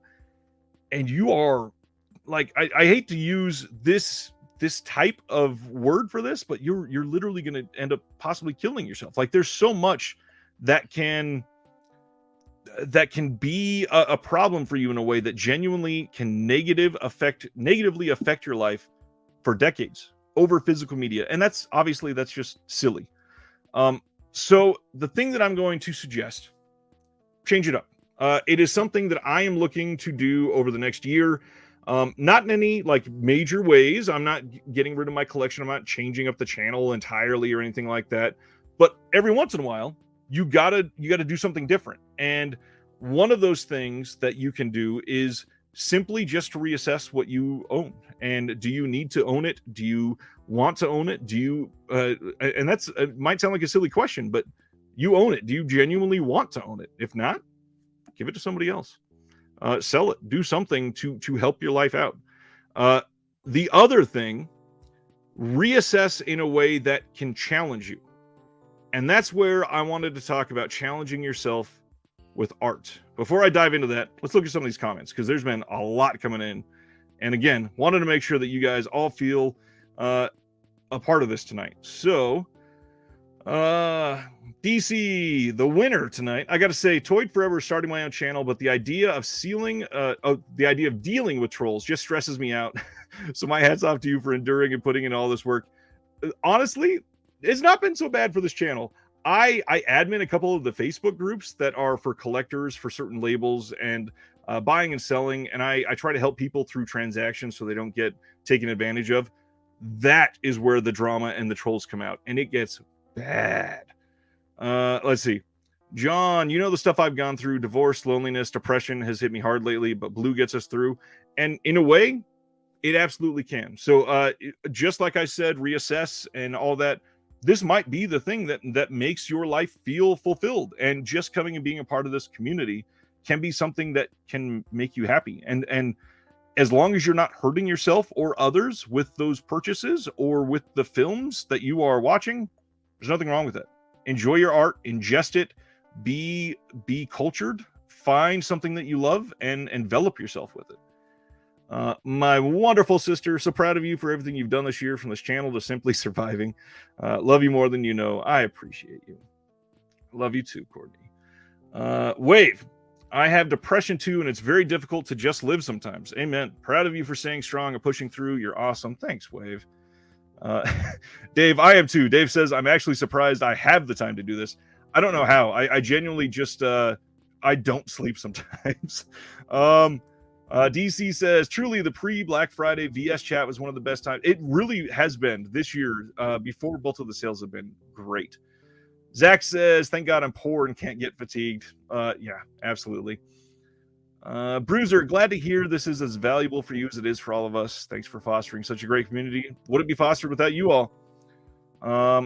Brian is noticing his friends going through collector fatigue big time. Totally get it. Celeste, overwhelmed, put out a video today that's in my watch later stack that who knows when I'm going to watch it. It'll be in the next couple days, but dying to see it. John, just collect what gets you excited. It's okay to miss a release. You can always get it later. Unfortunately, if you start to get OCD about a lot of that, it might cost more. So you got to reassess it and make sure that you don't buy into that FOMO. Wave, I have to limit my collecting. Gets out of hand sometimes. Setting a hard budget helped me. It's hard to not want everything. Completely agree. One of the greats, Daisuke Beppu, says you don't have to be obligated to buy films, and you don't. Absolutely not. Lissa, what's going on? It's maybe an awkward chat to come into to talk about some depressing stuff, but there's going to be some good stuff surrounding all this, I swear. DC says, especially for a steelbook collector, I've just seen way too large hauls for first day releases, and that's like 35 a piece. Oh, yeah, easily. Absolutely. Kubrick, I put a moratorium on my current movie buying. Sometimes you got to do that. Celeste, I don't have the time or the money to keep buying the way I have this year. I say this all the time, but I'm feeling like it's time to slow down. And Celeste actually has some great tips if you follow their channel. There is... you're gonna have to remind me in the chat, and it's gonna be like 90 comments down, and I know that, but a DVD, not DVD specifically, but a physical media rental service that Celeste uses that I think they were saying, I don't want to get this wrong, I think it was $4 a disc or like $3 a disc, something like that. I think Celeste said they get, is it 8 films and they pay $24, $28 a month, something like that. That's pretty good. And if you can limit yourself, that's under $30. That's less than one of these limited editions every month for 8 physical releases. Make sure you check out that site. I'll highlight it again. Celeste will comment it. Thanks, Celeste. I wish I knew it off the top of my head. I'm sorry. Spaghetti. When it comes to the collecting element, I love that this channel gives levity. Yes, you do speak to the releases, but also you do these contextual interviews of just the journey. Yes, that's been a big part of that. And I want to make what I've been doing with those conversations fun and informative, but also give meaning and like, I don't want to use this word lightly here, but power to some of these releases. Because I mean, even this silly Robin Hood release that a lot of people, I will just say, they flat out hate this film. It took a lot of hands to get this release out to the masses. And I really want to highlight those individuals because their hard work deserves some attention. And sadly, there's some of these labels, they don't even put all of the names like in the credits on the release, and that irks me. A lot of these people work very hard on this stuff. Let's see what's next. Sardis, don't let spine numbers be the nucleus of your collection. Exploration gives you more joy. We're about to talk about exploration, my friend, and I think you're going to really like this next topic. Lissa bought 4 steelbooks at Walmart for $7.50 each in the dump bin. They just did that. I think it started in November. They've been putting out some great ones in there. So yeah, absolutely. Dave says, this community has exposed me to different genres. Giallo, new to me. And who knew there was non-Clint Eastwood spaghetti westerns out there? Yes, tons. So many. Celeste says, the trolls really aren't bad. It's more to the sheer amount of work and emotional energy required to run a channel. Absolutely. Let's see. This is a lot of fun for Stan. I like to see that. John says, I made 10,000 more this year than last, and I don't know where it went. Oh yeah, look at that shelf. But also, it's also very expensive out there just to be alive. And if we are a part of this community and we are buying things, we are sort of just inherently full of privilege. The fact that we can afford to buy 5 of these in a year is a huge privilege compared to a lot of people. And that should be something that we are highlighting as well, because it's not every day that people can make the choice to buy the Reservoir Dogs Steelbook or even have a 4K player. So completely get that. Paul says, I have 453 films in my collection I still need to watch, so I'm slowing down. Sadly, this has taken so much time for me. I wish it was 453 in my collection. So completely get that. Here's the name, 3D Blu-ray Rental. If you go to that site, and I think it's 3dblu-rayrental.com, it's around $3.50 to $4 per disc, depending on the plan that you choose. So absolutely worth it. And that is incredibly, incredibly cheap. Cam says, I learned real quick that you can't buy everything. Too true. John's here. What's going on, John? This is the broadcast director for the Mets. He says, it's a love fest. Thanks for all you do. Not sure how you do it all, but I'm glad you do. I can say the same for you, my friend. You see way more than I can. Let's see. DC says, I just ordered Massacre at Central High because of me, because of my interview with the head of Severin. I think you meant Synapse. But yeah, that release is incredible. Absolutely amazing. Amazing release. So a great film. Love that film. Kubrick says there are people starving in third world countries. I mean, not to like bring this conversation down, depending on where you live, we kind of live in a third world country in the US sometimes. There are a lot of zip codes that people are not getting access to healthcare. They are not getting access to proper education. We in the Kansas City area, we just had an entire school district lower the number of days that the kids are going to school because they can't afford enough teachers. They're going down to a 4-day school week. We have another school district that's just on the other side of the Kansas state line that they just completely like demolished the idea of reliable transportation for some of these kids. They are gutting the school bus lines in this other school district. And I don't see how this current generation, especially of elementary school kids, are going to feel any sort of trust in our country, in our, not even just government, but like in their authority figures. We can't provide for them. Like, and then on top of that, it wasn't even stable enough for the last handful of years where they feel like we should be able to rely on those people. We just went through a huge pandemic. My youngest son has spent, let's see, he's been in school for 4 years of his life. 3 of them have been during a pandemic. How unstable must that feel for a kid that's not even 6.5 yet? That is astonishing. It's hard. Anyways.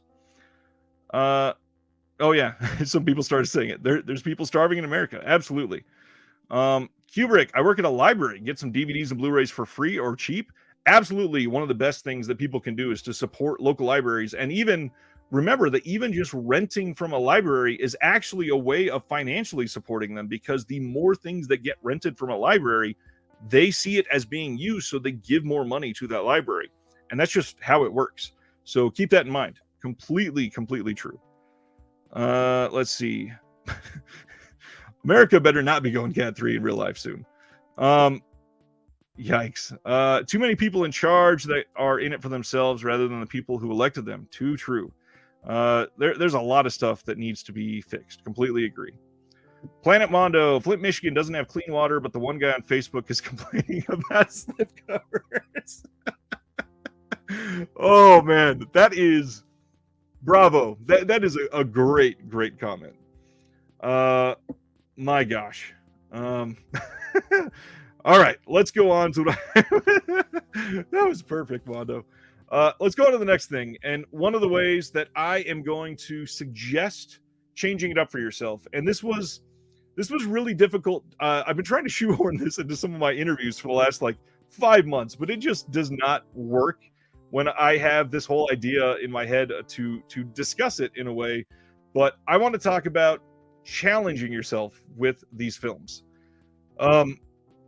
It is important when looking at this art, and based on I filmed a conversation with Celeste that's coming out in January, and we just talked about art and analyzing art, and I want to throw out the conversation about engaging with art primarily on this channel. We talk about films, so I am alluding to films, but really all art, whether that be music, visual arts, attending live plays, whether that be painting something yourself or sculpting or anything like that. You should be engaging with art that is challenging to yourself. It is very, very simple, especially in this hobby when we're in, I just brought up Facebook groups. When you're in Facebook groups that is all about one label or that is all about one genre, to live in this echo chamber where you hear people share opinions about films that you suddenly start to apply it to yourself, even though you may not have originally felt that. And it is very important to challenge the way that you're viewing these films, if it is films that we're discussing. But again, everything. Whatever the type of art that it is, make sure that you are branching out in a way that makes you question how you're looking at film, how you're watching film from other countries, from where you live, where it is applying metaphorical feelings behind some of these films that we watch. It is very easy to find yourself only watching one genre. And there are a lot of channels, and I've done this, I'm guilty of this as well. There are a lot of channels that will discuss things like monthly challenges, and those are great. Like October, it's very easy to say, let's do 31 days of horror. I've done calendars for the last like 6 years where I've done it. It's fun. I get that.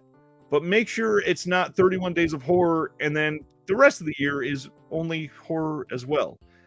Make sure that when you are watching these films, you are engaging with something where you're enveloping yourself in other cultures, in other belief systems, in understanding your fellow human experience. And it is something that has been brought up in my interviews lately, is discussing how these special features on these discs are genuinely like film school. And not only is it like film school in the sense of making films, but in discovering other films around you that will be challenging to yourself.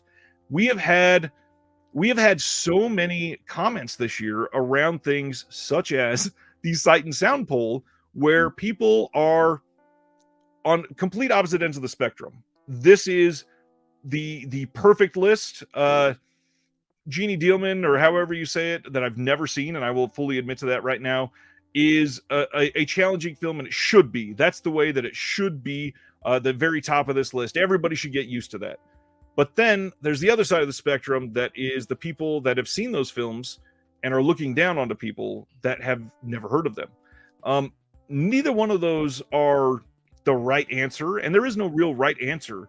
But truly, what you can do with all of these labels, as long as you're surrounding yourself with a multitude of perspectives, is discovering things like Jeannie Dielman and discovering things like I think this is Centipede Horror from Air 444.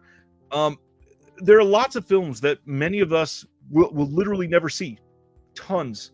And no matter what you do, blind buying something or watching something on Tubi that you've never heard of that is completely different than anything that you've watched ever in your life is the better way for you to spend night, even not every night, obviously. You don't have to do that, but every couple weeks, or maybe you make Saturday night the challenging movie night in your house or something like that.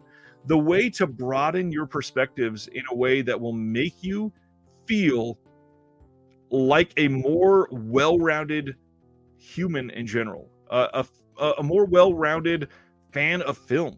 And the way that you can discuss that with these people and have those different perspectives can actually lead to you sounding like you know what you're talking about, and more able to identify with other people around you. And it's, in a way, it can be genuinely very educational. And whether you are condescending and pretentious, or whether you are completely ignorant and only watching, I don't know, childish films and never branching out to anything that gives this other cultural perspective, the true balance is where all of that comes together in a way that highlights the individuality of man. And it's tough to discuss this in a way that doesn't sound pretentious in itself, but I just want to say, make sure that you are watching film that is not just your favorite thing that you've always watched. It is so easy to get lost in a genre. It is so easy to get lost in an actor. It is so easy to go back to comfort films. I mean, that's why we call them comfort films. They're literally comforting. But push yourself. Push yourself to engage with art that is challenging.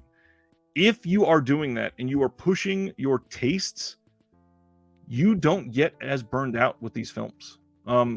It is, whether you call it a palate cleanser, whether you call it an energizing reset, whatever you want to discuss it as, it is something that can positively impact your life in ways that you can't even comprehend until you experience something differently, maybe years down the road. Literally, just understanding somebody else's experience in life can make you a better person because you're more empathetic to your fellow man. And it is so important to do that and not get lost in this, that I don't know. I could talk about this for the next 45 minutes and still not feel like I'm getting the point across purposefully. I don't feel very eloquent about it right now, but it is just so important to challenge yourself. Let me check in with the comments. I love how much you guys are commenting right now. It's amazing. I should probably drink some of this. DC, a little bit of black humor, but that slipcover is cleaner than Flint's water supply. True.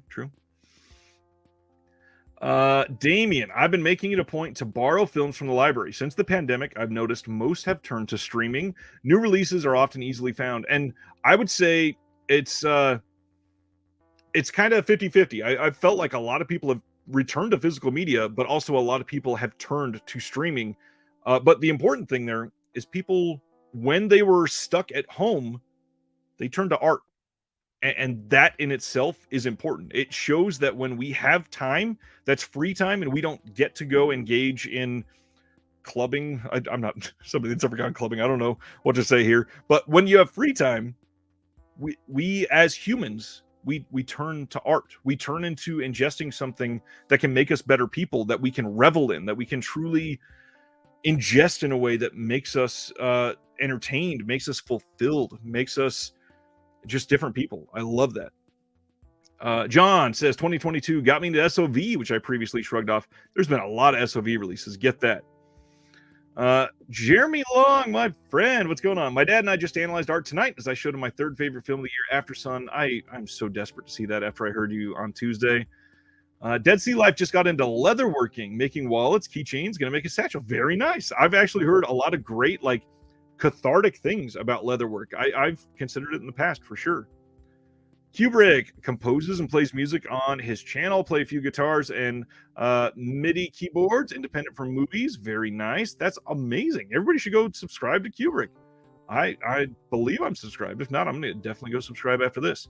Celeste, yes, I read some comments on an NPR article about thoughtful film engagement earlier that really fucking depressed me. Yeah, and we're actually going to talk about something similar to that in just a minute. That's different than what I just talked about as well. DC, I said no to Vinegar Syndrome for so long, but realized I was using a broad brush, thinking there wasn't any variety in their label, and there is. honestly, Vinegar Syndrome might be one of the most broad labels, actually. John says, getting into Nikatsu Pink films in my life is good. Love that. Eric says, I learned more about the world and other people during the 90s when I was seeing hundreds of films at the Film Center, Facet Stock Films. I felt so connected. And the truth of the matter is, it is, I don't want to use the word cheaper, but it is much more cost effective to travel in that way rather than traveling the world. Obviously, it might be more rewarding to go travel the world, but most of us are not as privileged to be able to do that. And even like I said, this itself and film discovery is a privilege in itself. The fact that this is something that we are worried about and able to make a challenge for ourselves shows how privileged that is. But if you're able to go to hundreds of films in a year, like Eric was in the 90s, that is a way to travel the world. Absolutely. John says, within 31 days of horror, I went blindly into Mexican horror. Yeah, he's been talking about that for the last 4 months. Love hearing about that. DC. Every time someone at work says they only watch Marvel and DC movies, it breaks my heart. Yeah, I can see why. Brian says, it's why I blind buy Kino titles. There's so much variety. And blind buy Kino titles, Brian does. If you are not, go subscribe to All That Is Man's YouTube channel. He puts out some of the most comical unboxing videos you will ever see. And there's a wonderful cameo in the newest one. It's me. Eric, seeing film from across the world and across the entire time span of film art was so enriching. I love to see that.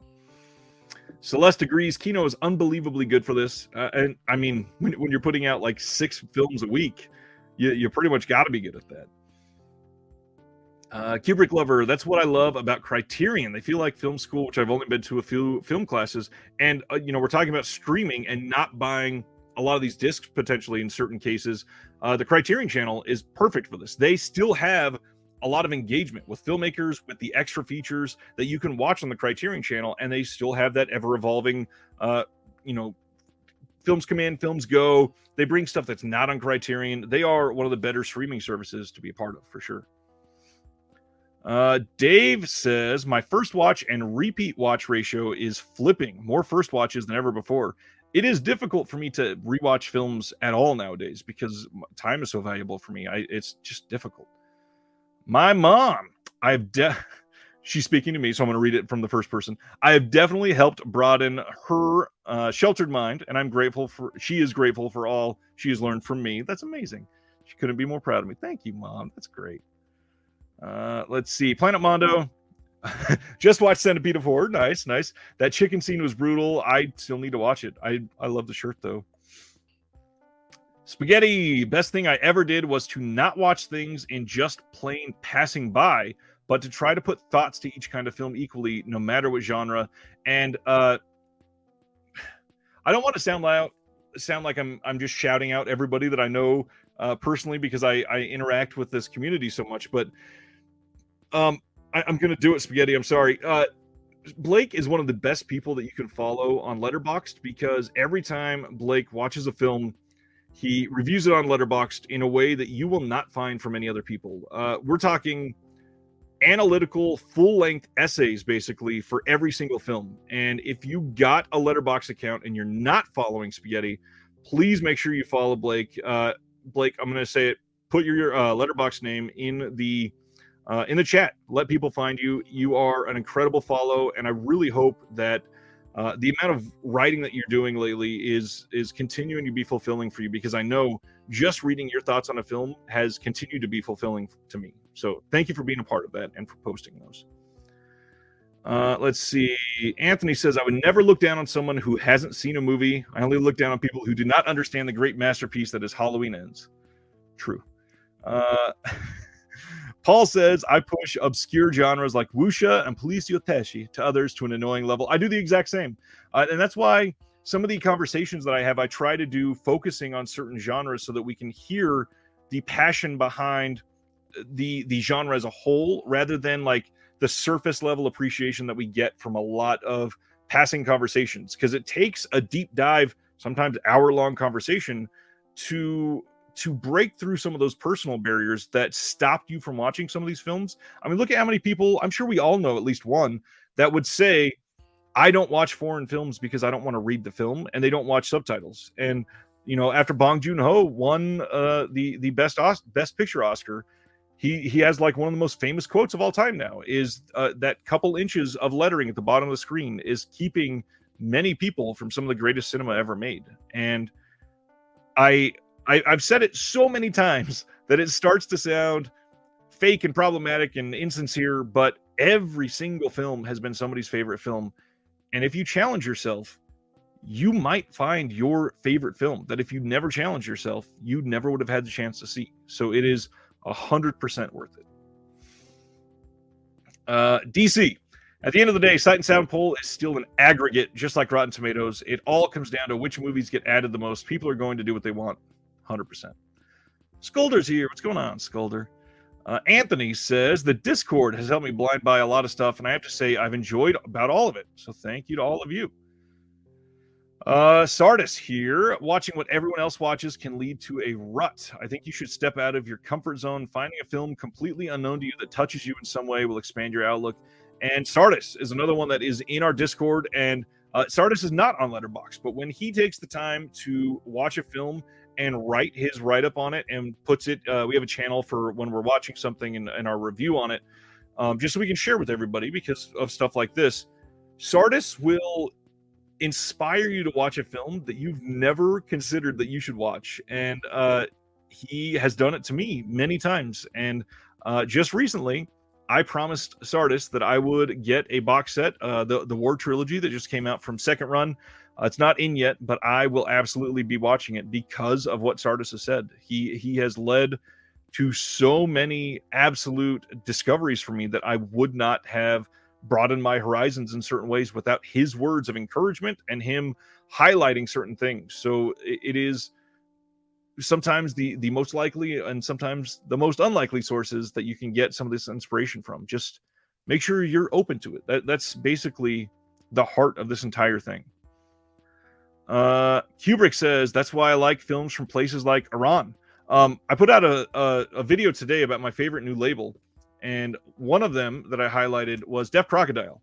And one of their releases this year did that like something that I've not seen in many, many, many years. And that is this Time-Bending Mysteries of Shahram Mokri. The films in this are astonishing. I would say one of them is like a great film that pretty much everybody would appreciate. But just being able to discover a director because of their culture that doesn't get enough, any sort of attention. I love that some of these boutique labels are doing that for so many of us. It is so enriching and fulfilling as a film fan. Let's see. Terry, as much as I love certain actors and directors, I try not to take them all in at once. One, to savor the favorites, but one is to try to expand the horizons. It doesn't always happen, but I keep trying. Completely agree. John says, it is easy to fall into an anti-contemporary mindset in this hobby. 100%. I see that on Twitter a lot. People like to shit on new releases, but there's some legitimately great movies being released in all genres from all over the world. And there are strong arguments that we have literally some of the greatest filmmakers ever that are alive and working right now and have put out less than 10 films. And if people are so anti-current films that they won't go see anything, it is so much that you are just lambasting with a sweep of your hand that it is insulting, literally, completely insulting. But we're actually going to talk about that in another one in just a minute too. Let's see. Anthony says, thank you for recommending Emily the Criminal from John Amarsko. I enjoyed it. Yes, John is great for recommendations. Let's keep going. Planet Mondo says, I'm 4 subscribers from hitting 1,000. That was my goal before the end of the year. Everybody go do that. Planet Mondo is great. He makes some great videos. Again, really, really thoughtful and considerate in unboxing. So please go subscribe to Planet Mondo. He is absolutely great. See him around on Facebook all the time in all the groups. Planet Mondo is amazing. Let's see. Nathan's here. What's going on, Nathan? This seems like a Nathan conversation to be a part of tonight. DC purchased Thundercrack with my MVD sale. Am I in for a wild ride? Oh yeah. Let's see. Heard you talking about the Four Flies film during the Black Friday stream and watched four Argento films last month now. Always something to find, learn you love. Deep Red is amazing. Deep Red is one of the best of all time. Kubrick Lover says, used to have Criterion Channel, but I got a ton of Criterions to watch. That's true, too. Absolutely true. Let's see. Stan says, my experience with physical media goes way back to vinyl records and VHS and beta tape. That's the way to do it. I love the history that a lot of us have with physical media. It's so incredible. John says, Aftersun is going to end up at number 1 for him this year. Damn. Wave, Criterion Channel and Mubi. Yes, I know. I think Celeste is saying Criterion. Yeah, Criterion is the best streaming service and it's not closed. Mubi is interesting because you can feel the human the human programming side of it that's not an algorithm, and it's wonderful to see. I love the fact that both of them are out there and doing what they can. Let's see. Ruben says, I like Kino, just don't like the art on their discs. And I get that. They're a little bland. I do tend to really like the black spines that all match. I don't know why. Let's see a few more. Man, lots of comments. Love this. All That Is Man said, my son found his favorite film today, and it's Ambulance. I love that Brian is sharing good contemporary fun filmmaking from an auteur. I would absolutely argue Michael Bay's an auteur with his son. Spaghetti, thank you for the kind words. I just love doing my part for the community. You absolutely better put your letterboxd in the comments here somewhere. Oh, there it is. Yeah, it was Ambulance. I saw it on Twitter. Nice. Zach Bryant wanted to shout out Fishing Cat is amazing. One of the most unique slashers I've seen in a long time. And that was in the Sharam Mokri set from Deaf Crocodile. If you don't, make sure you pick that up. And the cool thing about that box set, the genres are wildly different. And it's from one director, 4 different films. Really great. A lot of people loving Fishing Cat. Planet Mondo says, I'm Iranian, still have to check out that set. Yes. All right. Scolder. I like foreign films. My favorite from the US. I brought this up in a video. I think it was with my sister. I said, or no, it was with my wife for a Patreon video. I said, why do we call them foreign films? Because even US films are foreign to other people. We should just call them like international films or something. Let's see. Spaghetti subbed to Planet Mondo. Thank you. Thank you. Ruben did as well. We should hit that 1,000 right now just to the scream. Look at that. Listen, might have been your 1,000. Thank you, guys. I love to see stuff like that. All right. I think I'm caught up with the comments. Let's go to the next one. That was challenging art. I'm going to go back to something that I mentioned just a minute ago. But before I do that, a really easy one. I'm not really like reaching the end of my like wish list for guests or anything. We are not short of people that I want to interview. I have tons of them. However, many people that I've reached out to and interviewed because of this channel have been from people suggesting them, primarily in the Discord, but there's a couple that have actually just cold emailed me and said, hey, you should reach out to this person. I think they'd be great on your channel. If you have anybody like that, or you know anybody in the industry or even tangentially related, I would love to have this very diverse piece of you know, a small community that I can reach out to and get some sort of discussion going. If you have an idea for somebody or you know somebody, please email me. My email is in the description below, but just in case, it is disconnectedmedia@gmail.com. I've tried reaching out to some people that have never responded. I've tried reaching out to some people and they want to do it. It's just been very busy. But if it's somebody brand new, I do not mind asking some of these people to come on the channel. I've got a lot of great things that are in the hopper. They're already recorded. I've got some things that I want to do and then we are working on getting them done. But a lot of these, I just don't have an in with some people. So if you are connected to anybody, either give them my contact info or reach out to me. Or again, even if you're not connected, you just know somebody that I haven't interviewed that you think would be great, send me an email. I respond to everybody. Might take a little bit of time. I got a little bit of busyness going on, but I love getting these new diverse people on this channel. So yeah, absolutely let me know. Send me an email. Next one. This one's going to hurt a little bit. I wanted to talk about another spectrum. I've mentioned a few different spectrums tonight. There is a spectrum of toxicity that is ridiculous in this hobby. We have seen some of the absolute worst toxic negativity that we've even discussed tonight with this whole translucent slipcover whining bullshit. But the other side is there's a lot of toxic positivity, and I have even been accused of that, of being too positive. And I got to be honest, I kind of want to laugh at that a little bit. I have this thing where I really just want to talk about things I like. If I don't like something, I don't really want to do a review on it. I don't really want to share it with the community. And there's a reason for that. I don't want to turn you away from something that you might love. But on the other hand, if I'm positive about something and you watch something, even if you don't like it, I liked it, and it's something that I can share with you. And if you can find something that you like because somebody else said they liked it, that's good. But turning away from art just because somebody else didn't like it is really never a great choice.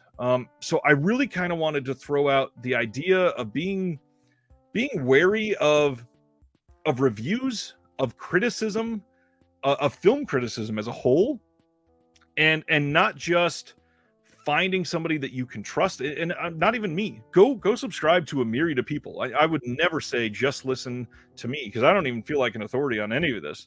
But we do not need to have this echo chamber of toxicity or positivity that is negative in the long run. I mean, Scream Factory is a great example of this. We have talked about Scream Factory all year. They put out some great films over the years, and in the last 18 months or so, they have done a lot of terrible things. They have messed up quite a few of their discs. They are just re-releasing a lot of 4Ks, and if you are only going to be somebody that says the nice things about them, it's not going to feel genuine. It's not going to feel like you're able to criticize them. It's not going to feel like you can be trusted. But at the same time, I don't want to be somebody that comes on here and just talks about things that I fucking hate. Like, why would I want to come make myself mad and feel emotionally down about things to discuss with all of you? It is ridiculous to embrace something negative and make it your personality. I could never do that. And based on that, I wanted to bring up the discussion here on how the internet has helped with film accessibility as a whole, but because it has allowed everybody to have this like democratized version of criticism, it can also sort of kill the idea of criticism as a whole. So looking back, like the golden ages of film criticism, and I know for some of you that have never paid attention, that might sound very weird, but to bring up some names that you'll recognize, 25 years ago, when everybody turned to Siskel and Ebert to find out whether a movie was good or bad, they were in that position for a reason. They had this growth of appeal to people, foundationed by their obscure knowledge on a lot of these films, that has allowed them to speak from a small position of authority. However, a lot of films that Siskel and Ebert criticized for being bad, we are buying for $40 and love watching now. So even they, who were the gods of film criticism for so many years, they were fallible. And that is like the bottom line here that we need to discuss. Every single person, every YouTuber, myself, everybody that is out here talking about these things are fallible. And if you are making your decisions based upon one person or even one community, it is never going to be something that you are growing from in a way that allows you to actually look at these pieces of art critically in a nuanced way. And that's what can be important here. So it is important to see, this ability to parse through a film's built the film's bones, basically, and the ideas and visual choices that they have and what purpose they have. It is valuable to interpret that to an audience that is not able to do that themselves. Completely valuable. But film Twitter and Facebook and people relying on the entire world to be able to share their opinion as facts is not inherently a great thing. It takes a lot to make somebody come out of their comfort zone to love a film. It hardly takes anything to turn somebody away from a piece of art. And so one of the things that I really wanted to kind of shit on for a moment and be negative. Like I said, I'm not going to do this all the time or anything, but we discussed this on the Tuesday night stream with Jeremy Long a little bit. I am absolutely embarrassed for film criticism when when an outfit like Variety posts a worst of list for 2022. I don't care what's on the list. Like, it's hilarious to me that Bones and All is on the list when there are countless independent films that were made this year with a cell phone that are not good in any semblance of the word. When all of those exist and we are seeing Variety on Twitter get thousands of retweets on a worst of list, and the people that were involved in making that film can see people sharing that opinion about this film being terrible, it is so negative and not even true film criticism that they should just not be doing it. They should not have that ability. It is something that can negatively impact somebody's career and therefore their life. I'm not saying that led to this, but the complete disarray that Warner Brothers has gone through over the last year and a half is kind of a good example of how some of this can be parsed through. Like, people dedicated a huge chunk of their life, sacrificed money, time with their kids. They traveled across countries to make Batgirl for Warner Brothers, and now we will never see it because somebody decided something needed to be shaken up. And that is ridiculous. It is completely embarrassing that somebody can remove the life's work of some of these individuals, what they were leading up to, what they deserve credit for, from existence. It is so damn toxic, and I know that those are separated by a few different small ideas, but today there are so many things that people take this personal offense when somebody says they don't like a film that they like, and that's because this sharing of opinions as fact has grown into this thing that people take personally, and it's beyond something that we are able to comprehend because we're still so young in the social media age. But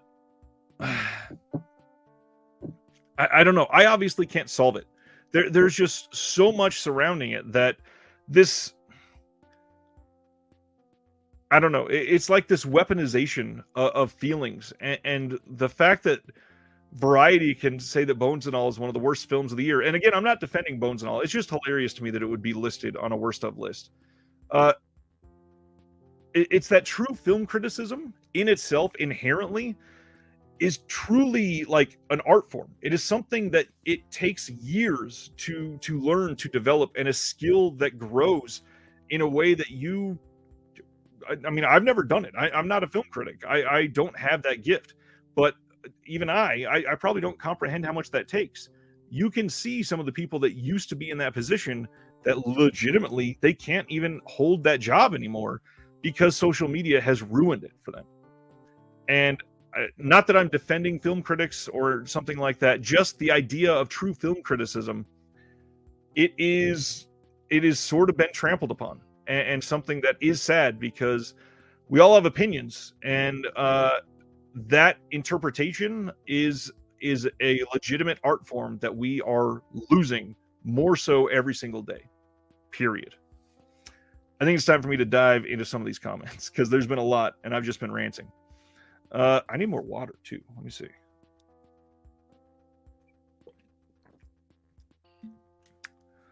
All righty.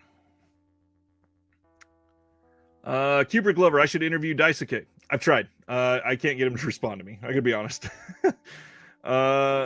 Let's see. All That Is Man says if he ever gets it to 1,000, he'll do a face reveal. I mean, if that's not motivation to get everybody to go subscribe to All That Is Man, please do.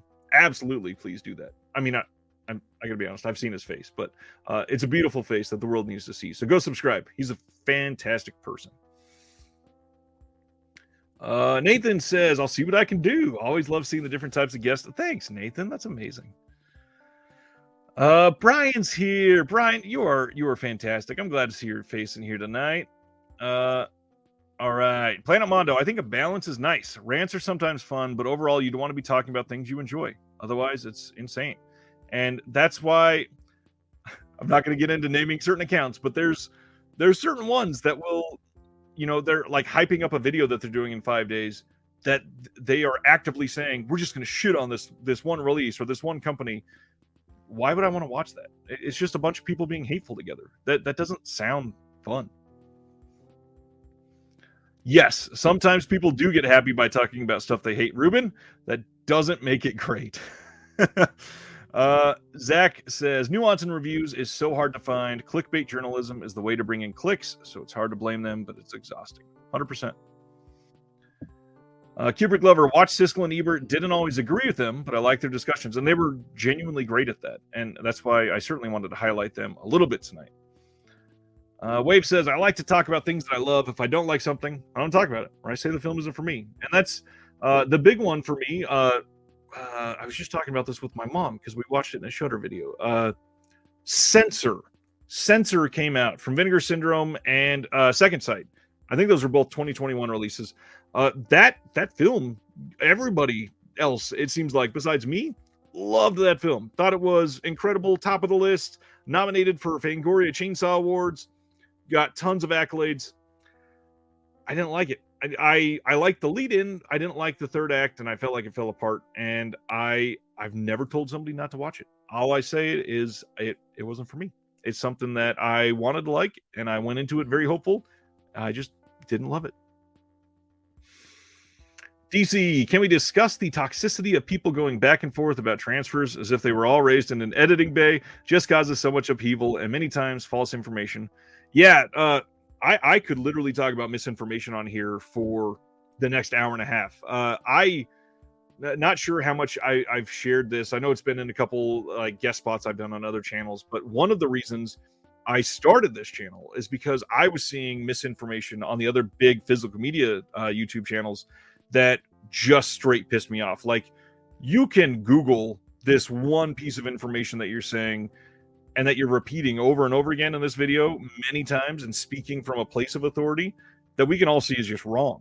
And you're telling people that this video is going to get 11,000 views. Why are you telling people that if you don't know what you're talking about? And not that I know everything. I've made mistakes and I happily own up to them.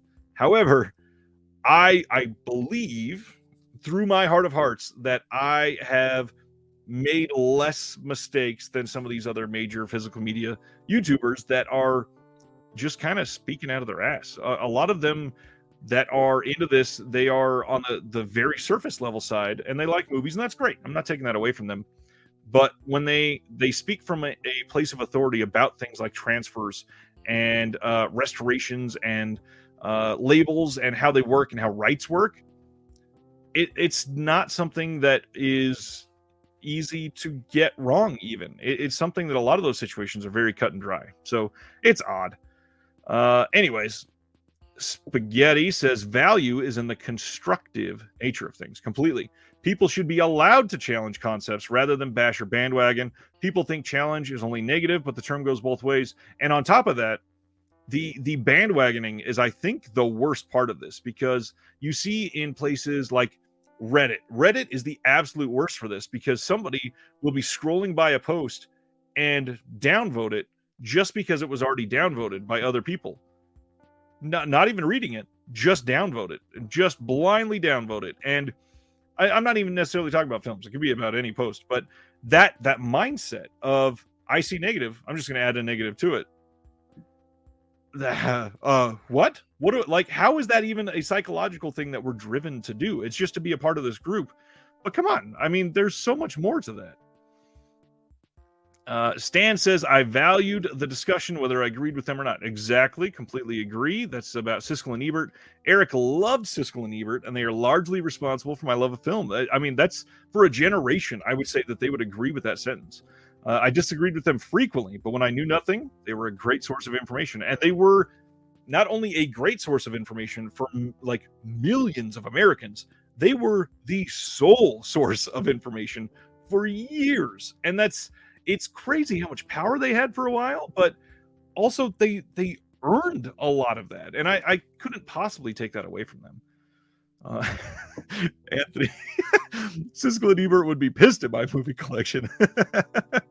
This is so true. Let's see. Nathan says, I feel like there's too many voices. 100%. I don't think my voice has much say. For me, I get sick of the keeping up with the Joneses. Nice. It's important to have decent thought leaders, and if we don't have that, and if we don't see them as decent thought leaders, it is just a cacophony of voices, and it turns into mush. And what does that do for us? Literally nothing. When you can't parse through the voices to discover what is good information, what good are those voices in your life? Genuinely. John Stump, I'm so tired of people freaking out over small details. It's like they don't even want to watch the movie they bought, only go over the specs. And I mean, not that I use the site frequently. I literally showed it during this stream tonight, but the Blu-ray.com forums are the absolute worst for this. There are people that the moment I get the film, I'm going on the computer to look at the array. I'm looking at the compression. I'm looking at the bit rate just to argue with people online. And my God, like where is the joy in that? I don't understand it. Kubrick wanted to point out Siskel and Ebert did a top 10 worst and the top 10 best films of the year at the end of each year. And I would argue with some of that. I mean, the fact that they didn't watch everything, how can you possibly list a top 10 worst? A top 10 best, I could see the argument for, but top 10 worst? I bet there's a lot smaller films that you never saw that would have been much worse. Ruben wanted to say the Ebert doc was very sad. I still need to see that. Holland Oates is here. What's up, Holland Oates? Don't know what was disgusting, but yeah. Let's see. Kubrick lover. I get sort of sick a little bit of movies outside packaging. I care more about the movie and special features. I completely understand that. Wave watched the Siskel and Ebert show a lot back then, but always had my own opinion on everything. Never rely on someone else to form your opinions on something. Watch it and feel something for yourself about art, but do it in a way that educates yourself and can add to your perspective, and not allow your perspective to say they're wrong because of my perspective. That's the biggest thing. And I know that you're saying that. I'm not saying that you're wrong, Wave. Absolutely. What you said is completely true. Just want to throw out there that your perspective is what people are not even addressing in these conversations today. And a lot of this, it leads into other topics. Like it's easy to shit on politics, and we're not going to get into that at all on this channel, but it informs a lot of those decisions in the same way. People are making decisions for others based on their perspectives on both ends of the political spectrum, without saying somebody else is going through something, and that should also color my perspective to allow me to choose something that is potentially better, because you are viewing your own perspective as superior. And that's where we lose all credibility. That is where everything fails for us as a human. 100%. Dave says, I saw a YouTube video today about how the mid-range budget films are being wiped out. It's either low-budget indie films or blockbusters. That might have been me. I've said that like 4 times in the last like 6 weeks. It is something that I noticed earlier this year that has been killing me. Yeah, I've absolutely been saying that. Chester watched Siskel and Ebert each week. I love to hear that. Absolutely, Kubrick. This is great. I think you can expand your thoughts about film by watching and reading film criticism. 100%. When I mentioned earlier Celeste videos, they are the analysis that they do on some of these films. Like in our conversation and in the Discord the other day, I mentioned this, but genuinely one of my favorite things from the second half of 2022 was Celeste's analysis of Barbarian, and reading that as true art form with a capital A sort of focus on film criticism was one of the things that made me love Barbarian way more than I thought I did when I left the theater. And I I am grateful as a movie watcher to have had that experience from Celeste as well, to inform my brain in a way that I did not have my perspective on it inform that. So you have to grow through films, but also through film criticism when you want to get the entire picture of the art form. Period. Good comment from Zach. It's also turned into a sport. I'll never understand people wanting certain movies to fail, like they cannot fathom people enjoying something they don't. But that idea has become so popular recently. Look at Don't Worry, Darling this year. That was a shit show, and so many people were shitting on it before it even premiered. Avatar. I've not seen the newest Avatar. I didn't love the first one. I don't know if I would love this new one, but so many people, the first night they were calling it a flop, and it's $1 billion movie now. I mean, come on, ridiculous.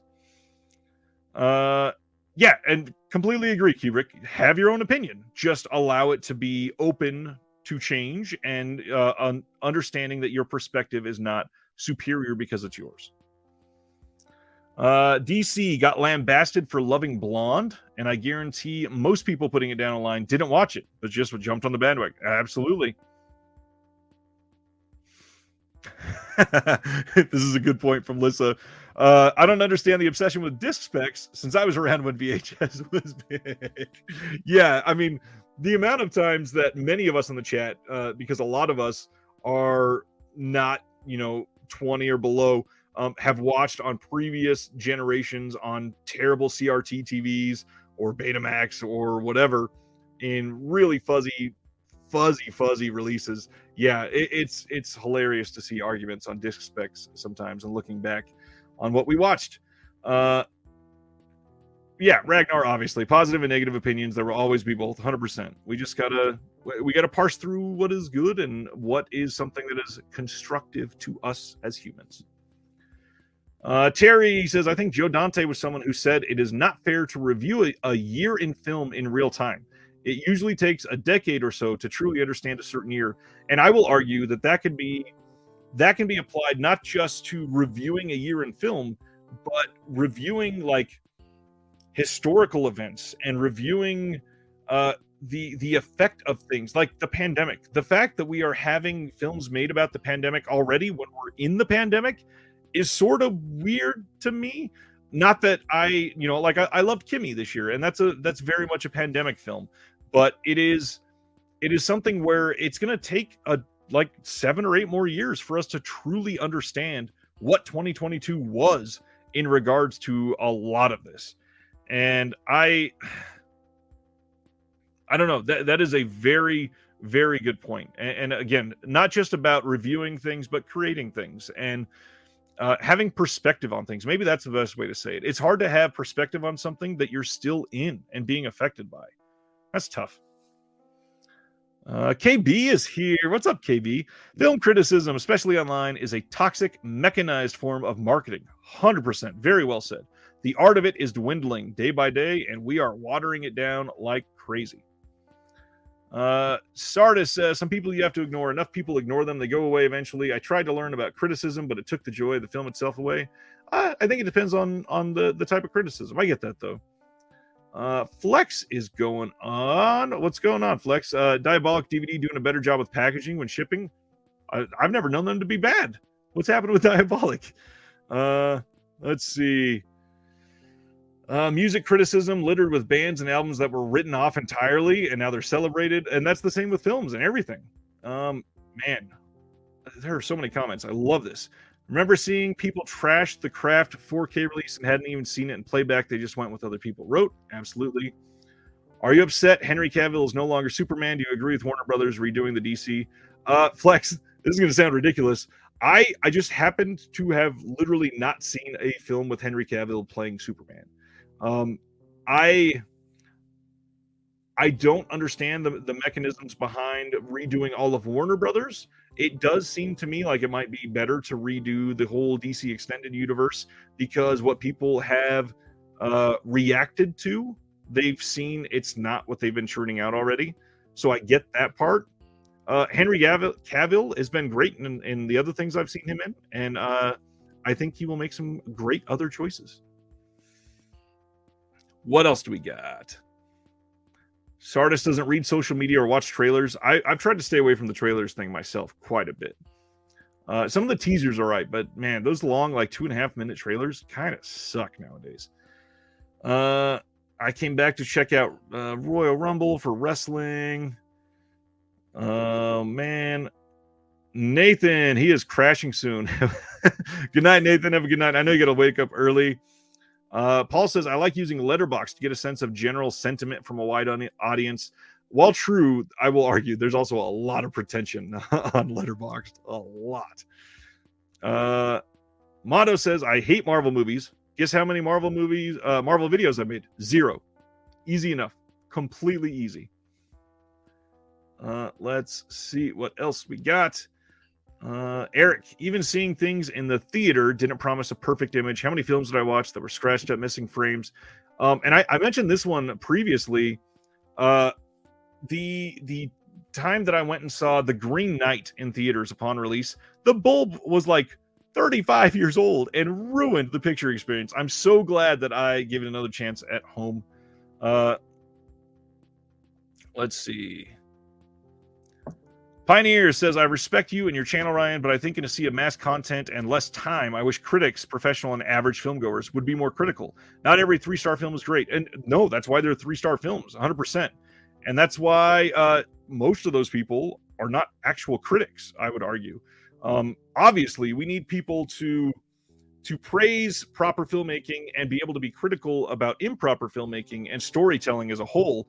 But it is the overall sense of everybody's a film critic that leads to the watering down of those 3-star films. And I think that's what I was really trying to get at there.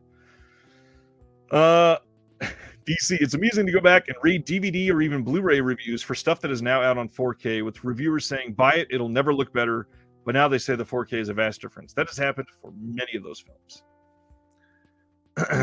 All right. Couple more, and then going back to, I've got just a couple more things left to say, and then we can call it a night. This is already longer than I expected. Brian says, I wonder if superhero movies will die out like Westerns did. Of course they will, at least for a little while. Everything is on a death knell eventually. It's not going to die forever, but it's a cycle. The most common cycle, especially when it comes to genre film, which a lot of us on these types of channels and this community have gravitated to, is the cycle between vampires and zombies.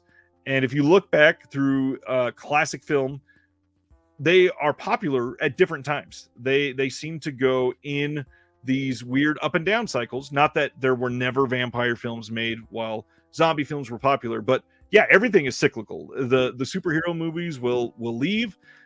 We will get some great Westerns again. And not that we haven't in the last, 15 years. There's still been some great ones. But yeah, superheroes will definitely go away for a while, at least. And eventually we will discover something else en masse for us to love as a whole. Planet Wando is asking if I've seen The Whale yet. I have not. Literally just talked to Cam, somebody that's in the chat all the time. He's there. Not sure if he's still here tonight, but he was here earlier about seeing it. He went and saw it today. I've not been able to see it. I've been going through a lot of stuff at home, actually. I'm being vulnerable tonight. Why not share it? I've had a lot of medical stuff going on in my entire family over the last couple months. For those that may not know or may not remember, my mom just moved in with me. She's watching the stream from like 40 feet away, probably. She has been going through a lot of stuff for herself. She's not been able to get in to see a doctor because places in Kansas City right now, they say they're seeing first-time patients, but it's like a 7-month wait, legitimately. So she's not able to get in to get some of her prescriptions filled. So she's not been doing great. My wife has been going through like 19 different things for her entire life, and it's been a really hard few months for her. I've been in a hell of a lot of pain with my foot. People that have been watching the channel for the last couple of years, you'll know I've had 2 surgeries on my left foot in a way that has been debilitating. It's hard for me to walk like a mile when I used to walk 10 miles at a time, genuinely. So that's been tough. But then in the last month, my kids have both gotten sick. My wife got sick. My wife hasn't had a voice in like 5 days, and I feel terrible for her. So yeah, I've not been able to get out of the house to go see a film.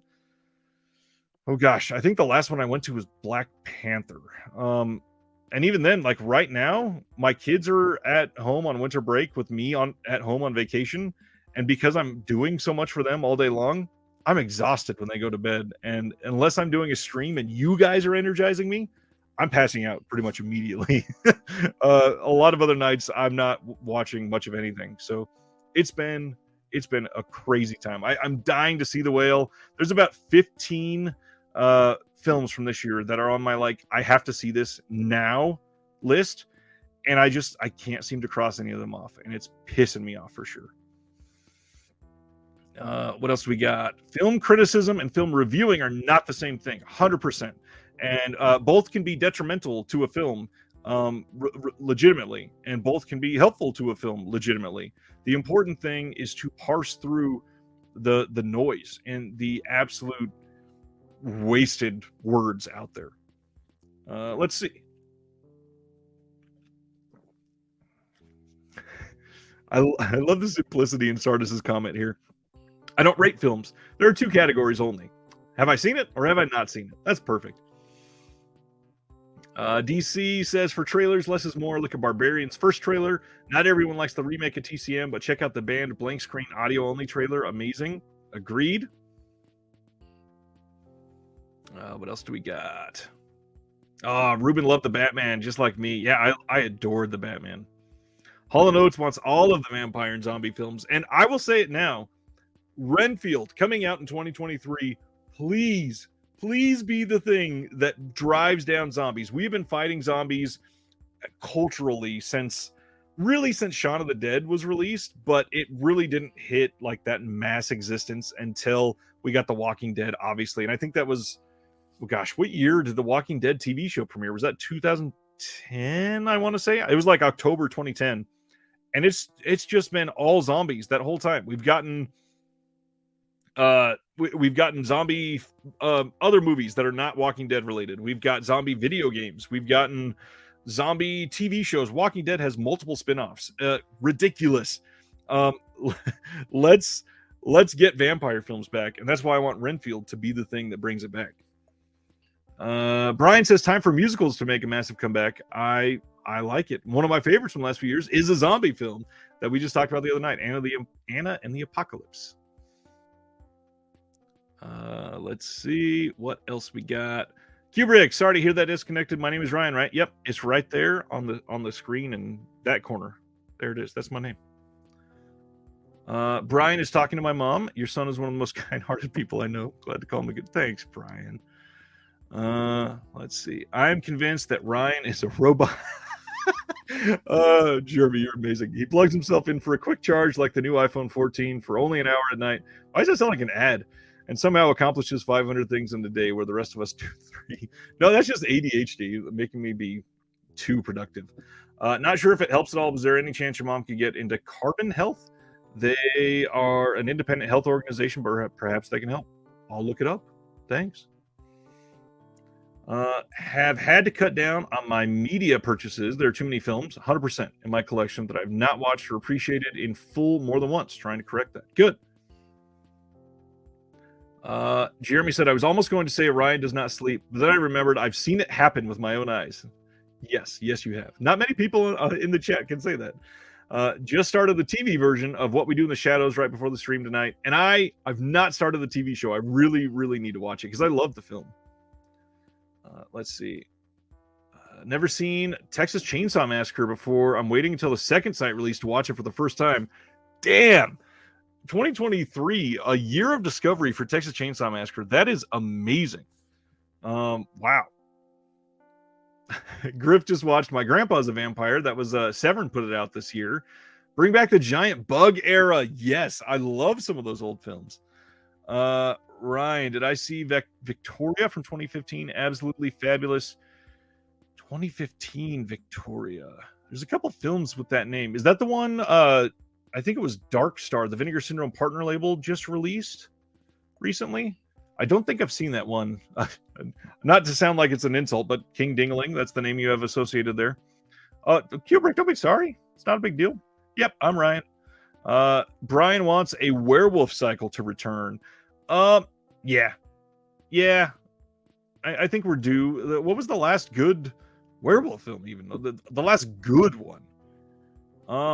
Man, because I know that there was that Anthony Hopkins film that I remember not liking when that came out. John, my friend John Stumpf, if we're spending the time here voicing concerns and frustrations within the film community, can we please, as a community, come to the agreement that underrated and underseen aren't the same either? Oh my God, thank you. Yes, this is absolutely true. Let's define them. Underrated. People think that this movie is terrible, but it's actually great, and we can agree on that as a community. Or underseen. Too many people have literally never, with their eyes, watched the movie. Not the same thing. A movie can't be underrated because people haven't seen it. That's the difference. Sardis wants more nudist films with ordinary people instead of models, and we can thank Something Weird for a lot of that output. Let's see. What is the poster behind your head? Something of the year. This is I think I talked about this on the channel, but just in case, this is a poster that is lit up from behind, and this was made by a patron and sent to me, and it was amazing. And the patron's name is Matt, I believe. Hopefully my memory's not failing me and I'm getting mixed up here. He sent this to me after he made it himself. I'm going to move the laptop. Hopefully it doesn't make it jittery too much. This is the entire poster. It says it's the most wonderful time of the year. And the cool thing is it flips out really easy to be able to change it. There we go. And I'm going to be switching that out every so often, so I don't always have the exact same background. That is really difficult to see. So yeah, that's cool. Let's see. Bomb at the box office does not necessarily equal lack of quality. Oh my gosh, so true. How there are lots of films that have bombed that are amazing. There are lots of financially ruined films that are incredible, completely. Let's see. John says, I can. You may have fallen asleep watching Hack-A-Lantern. Oh, I definitely fell asleep while watching Hack-A-Lantern. That's right. KB just watched Texas Chainsaw Massacre after, or I think it was in preparation for one of your conversations, right? The Wolf of Snow Hollow. I forgot about that one. Yeah, that's Jim Cummings. I think that's his last name. That's a good one. Wolf Cop. I've not seen the sequel, but the first Wolf Cop is a lot of fun. Oh God, those that have read my thoughts on Teen Wolf this year, please no more Teen Wolf. Finally watched Malibu High, and I now know why it's so beloved. It's such a fun movie, and that poster that was on the original Vinegar Syndrome release is so misleading. Heard The Curse was good. I need to see that. Yeah, lots of good reviews. We've been talking about reviews tonight. Ginger Snaps. This is where I fail a lot of you maybe. I didn't love Ginger Snaps. I don't know if it's because it's so pointed towards the female experience. It just didn't connect with me. I need to see the sequels though and see if maybe like the universe that it's in appeals to me more after all those. Let's see what we got. That's a really funny comment, Jeremy. We really haven't had a solid werewolf movie cycle. Vamps and Zombs get bigger, and they always do. Absolutely. King Dingling, Victoria 2015 is shot in one shot, a party coming of age film that turns into a bank robber action drama. Interesting. That sequence of words is very appealing. That sounds fantastic. Can we let the idea of box office go? Yes, please. 100%. Dog Soldiers. Love Dog Soldiers.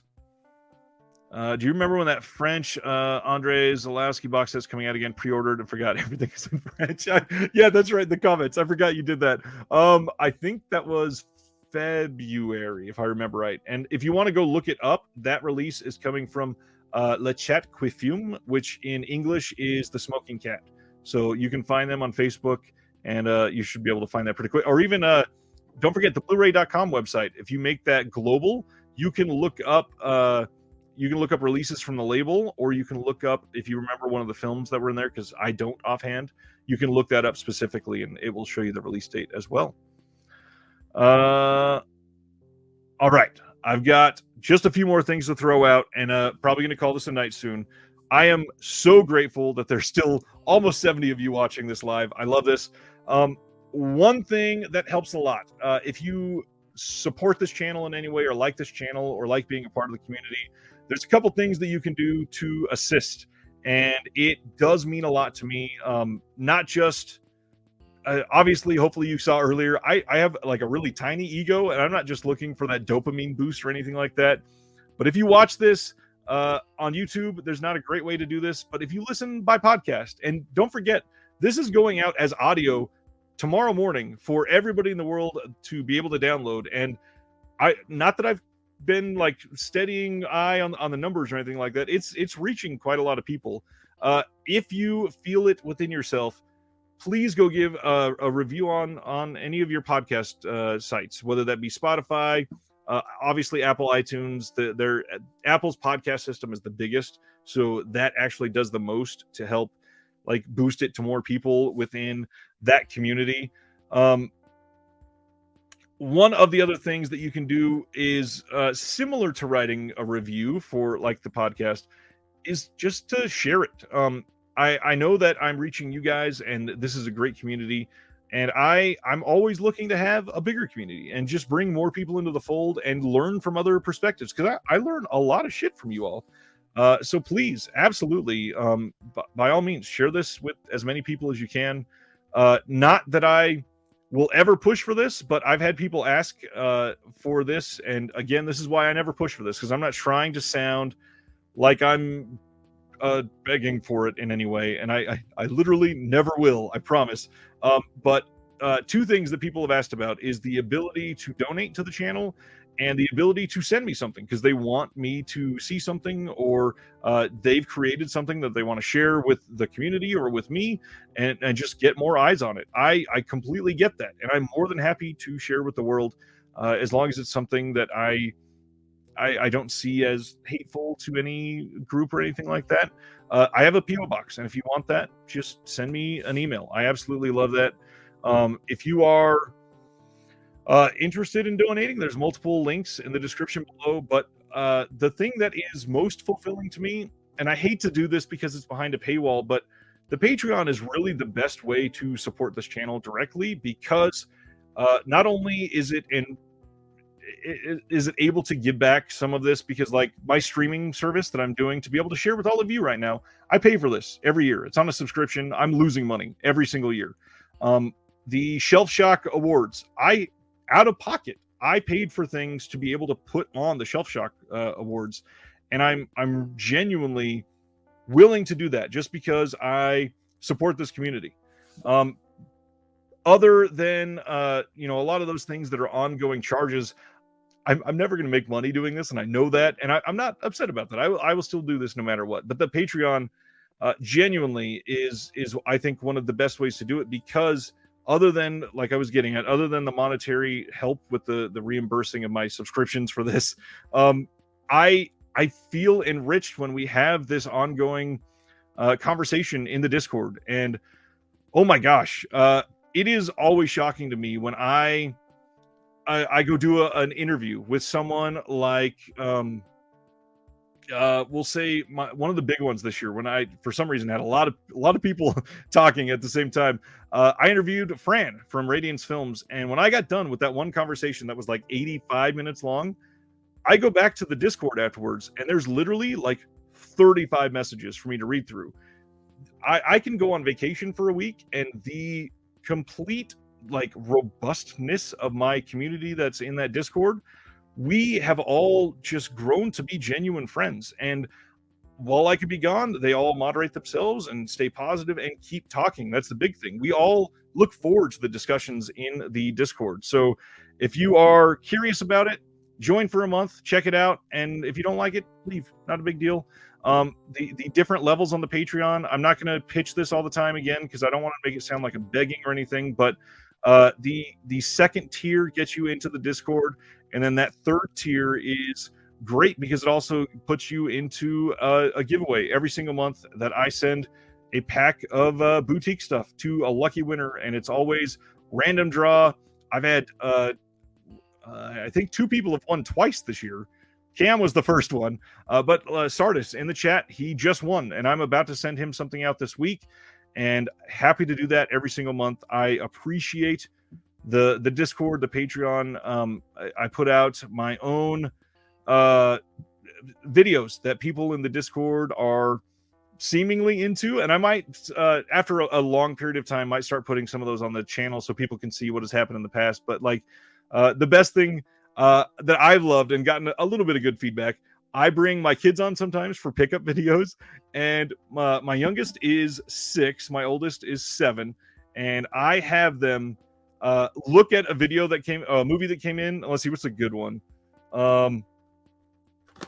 This would be a fun one.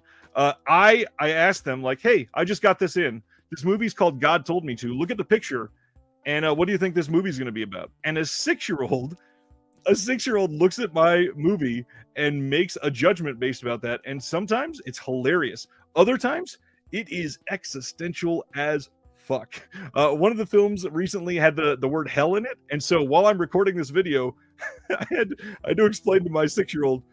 Hell is, and then go into this diatribe of some people believe in this place and blah blah blah. And, but we'll talk about that when you're older and can understand it more, okay? And he was like, okay, and we just kept going on. It was hilarious, but yeah, a lot of those videos you'll only get on the Patreon, and I appreciate that. But if you're looking for other ways, YouTube's got the super chat. If you ever want to use that, definitely not going to turn it down. It'll highlight your comments on the channel, obviously. You can do that right under where you're typing in your chat comments.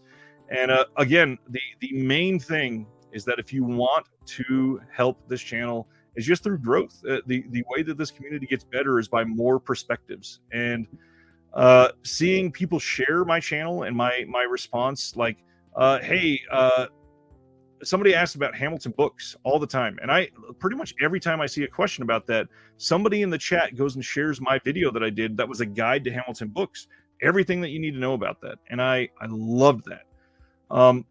That's it though. That's all I've got for tonight. I'm gonna go through the comments one last time. If anybody else has any questions for me as a person about my background, I'm willing to stay and talk and be vulnerable. If you have anything that you want to discuss widely on 2022 as a whole in response, I've still got some best of videos I'm going to put out, so I don't want to go into too many details on those to give away. It would kind of be odd to spoil some of the videos I already have recorded and scheduled to go live. But yeah, if you want to talk about like how the year feels for physical media or anything else, just ask some questions in the chat. We'll dive into that. We'll give us a good 5 minutes at the very least, and then we'll call it a night. But before I go to the comments, just again, thank you all. Thank you for being here for 5-hour streams, for helping me be able to track down somebody like Fran from Radiance Films and call somebody like Kat Ellinger a friend, and know that if I want to record with some of these people again, they're more than willing to come back because they've seen the positive interactions. And it's amazing to see. I've seen people, because I am like personal friends on Facebook with some of them, I've seen people share some of the comments that you all have made on the interview videos as something that they're proud of. Literally, like, I don't want to name names, but a couple of them, they read the comments on our discussions, and they will share it with their friends that they liked seeing this. One that I think he would be happy to do this, Justin Low Liberty from Vinegar Syndrome.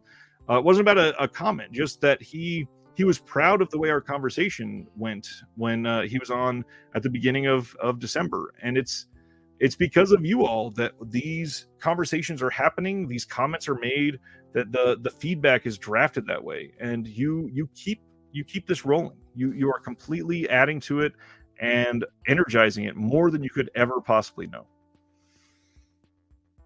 Let's see. One of the VS partner labels should re-release the film Victoria here in the States. Yeah, completely agree. Sounds amazing. Justin Robbins says Werewolves Within was a lot of fun. Another good Josh Rubin film. Yeah, he was just on here earlier this month as well.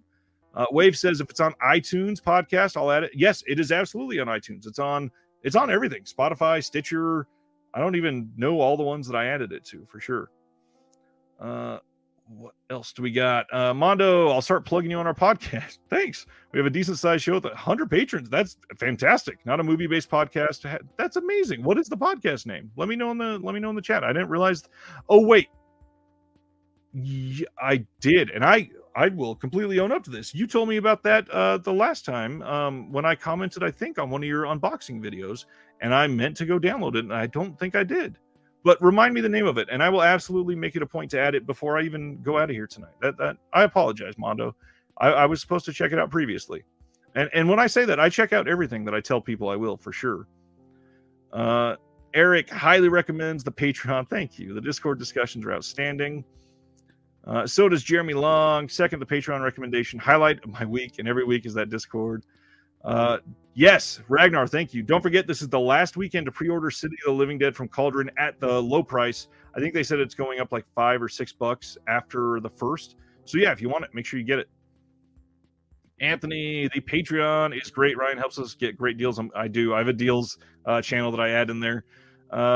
Monthly movie watch along. I completely forgot to do that. We watch a movie together every single month. Usually it's the last Sunday of every month, and we get to chat or talk over it depending on the film.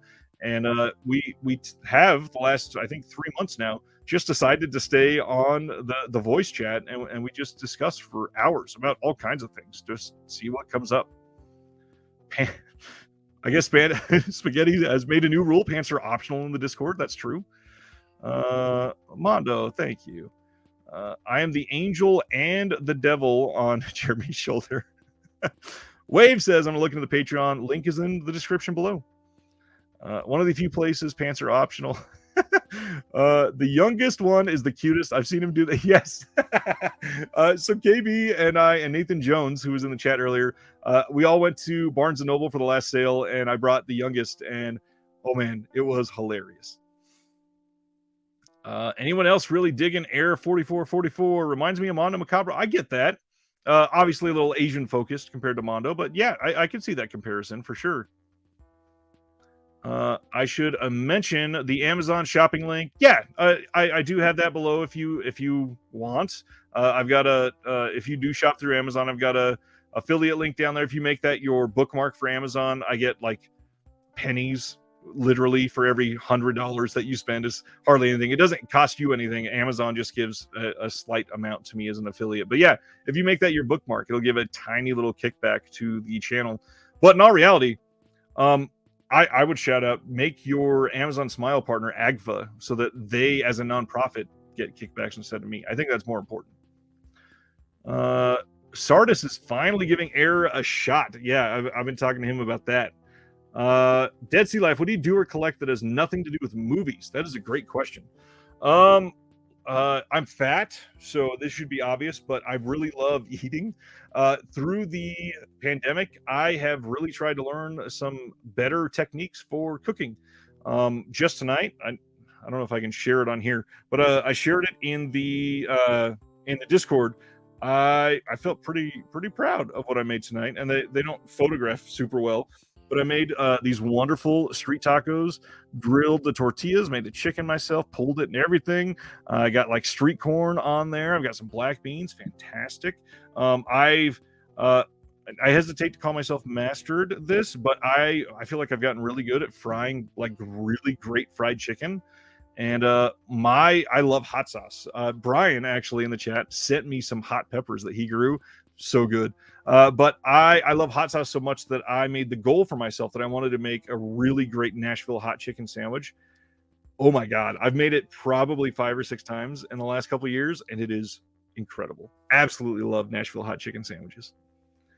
Mondo says, Air sent me my package and the discs were missing. Odd. Contacted them and they had the discs out the same day. Very easy to deal with. And that's another reminder. Open your shit. This kind of thing happens so much more than you think. It should be right here. These ones. So when Severin originally put out these Video Nasties definitive guide, they have two versions. People were buying these and opening them and realizing that the discs for Volume 2 were the discs from Volume 1. It was the exact same discs in both. And so because of that, people had to call in and get it, or not call in, had to email in. But unfortunately, lots of people weren't opening them for months or a year plus, and people discovering later that it was like that. And that's kind of hard to try to get free discs sent to you after that long. Obviously, if you made the order through them, it is easier to argue because it should be in your order history. But yeah, gotta watch out for that stuff. Stan says it's worth repeating. The show is truly educational. Thanks, Stan. I still need to have you on one of these days. Jeremy says, in all seriousness, can't quite even remember how I met or became friends with Ryan, but I'm thankful every day that he's in my life. Genuine, one of a kind, and better than half my LA friends. And I've met you in person. That is okay. So one more thing for 2022 to throw out about this. The fact that I've met like 6 or 7 people from this channel in person is remarkable. That is incredible. And oh my gosh, it is so fantastic to meet people that you know in real life that are passionate about the same thing, and people that don't have that. When it's hard to explain to people that are into something like sports, because you can find anybody around you that's into football, but physical media, most of us don't have 8 people around us that we can point to and say, yeah, they all love physical media, they all love buying movies. Just having these people, it helps so much.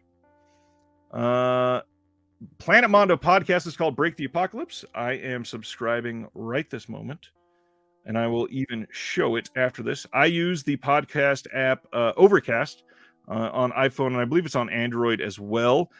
Break the Apocalypse. And I don't even care what it's about. I'm going to listen and support it and try to learn something from it. John Draper, Shaw, and Show Brian. As long as this is the one, and it looks like it, this is the one that I am now following. Look at that. I will definitely give it a listen. Thanks, Mondo. Interesting. I will check it out.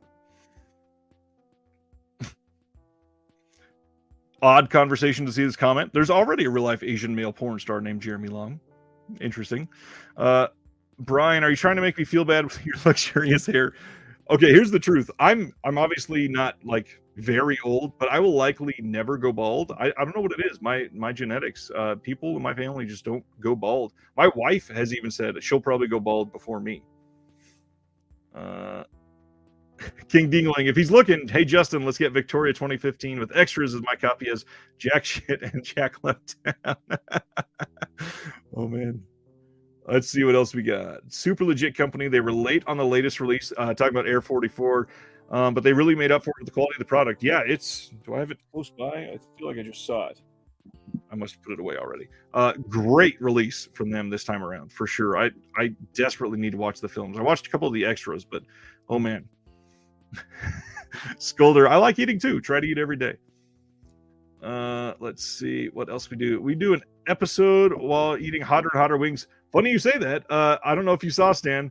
I did a hot sauce challenge with my kid on this channel.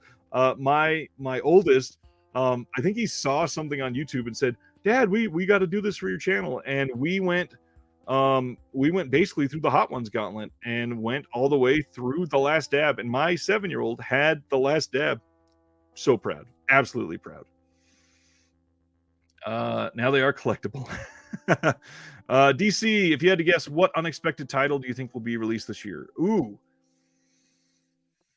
I'm assuming something like a Four Flies on Grey Velvet. Ooh, great question. I think before the end of the year, and maybe this isn't too unexpected. I feel like before the end of the year, we get a 4K of the first Nightmare on Elm Street, but that's it. I don't think we get any of the other ones in any, and I don't even think we get the first one in a boutique treatment. I think the studio puts it out because, I mean, look, New Line milked Freddy for all of the money ever for years, and I 100% believe that they will put out the 4K of the first one themselves, and then if they somehow ever get scans of the sequels, they may license it to a boutique for a box set, but I don't see that happening anytime soon at all. However, when I and Cam from the chat, who surprised me by driving from St. Louis to Kansas City, we all went to this wonderful theater here in Kansas City. Oh, and KB Loves Movies, who's also in the chat, he was there as well. We went to a marathon of the 8 Nightmare on Elm Street films. They showed everything from the very first one to Freddy versus Jason, except the remake, of course. And it was incredible. But when they showed it, I think accurately, the owner of the theater stepped out and said that the first one was from a new 4K restoration. So I don't know if that's like low-key information or whatever, but I do think that there's a high chance that we get the first one only in 4K from the studio before the end of this year. Ruben says, I had Asian spiced hot wings. Love that. That's amazing. Are the coupons for Vinegar Syndrome stackable? The Black Friday coupon and the subscriber re-up coupon, didn't say anything about that. They are not. If you are a current subscriber for 2022, you should not have bought the Black Friday coupon. And it did specifically say that you will not be able to use that at all. The coupon that we just got for the code for, I think it was $70 off to subscribe for next year, that is the only one that you can use at once. Or, I mean, you can use either one, I'm sure, for the next one. But yeah, they only allow you to use once. And then once you put one in, the field to enter one disappears. Dead Sea Life, we should rent a party bus and drive from New York to Missouri. Hell yeah, do it. Although I kind of want to go that way. I really want to have a pilgrimage soon and go to Grindhouse Video, Orbit DVD, the Archive in Connecticut, and see New York. I've never seen New York at all. So yeah, absolutely. I would love to go that way. Chester, curious, have you met Flip in person? I've not. We've been trying to do it for a couple years, but he is so absorbed with the restaurant. He is essentially running it. I mean, after we record podcasts, he literally goes and washes the entire restaurant for hours. If you're wondering how I do it, like, I don't understand how that guy lives his life at all. There is so much that Flip does that is just behind the scenes, and he's had a really hard year as well. He's had a lot of family deaths this year. Motto says, that's the one. Glad I got it. Good. Sardis is asking, what is the subject matter on that podcast? Motto answered, we talk about everything with a comedic twist. The show started out during COVID, got tired of everyone reporting news in a depressing way, so we covered everything happening with some laughs. That sounds fun. Is that a Centipede horror shirt? It is. Absolutely. Yeah, this is the one that came in that big bundle from them. To clarify, with the Vinegar Syndrome post today, will the Thriller box be available by itself or with both individual sets included? Just wasn't sure. It will be the entire release, the slip box with the 2 slip covers on the inside with the 4K for both versions of the film. The only reason this happens usually is because they set aside some that are just in case people get damages or people cancel orders or a handful of other reasons. The other things that they're putting out, like they've got some slip covers for Sweet Sugar and Spookies and Don't Panic and a couple others that there's only going to be a few of. So if you really want one of those, you're gonna have to check out like immediately when you go into the sale.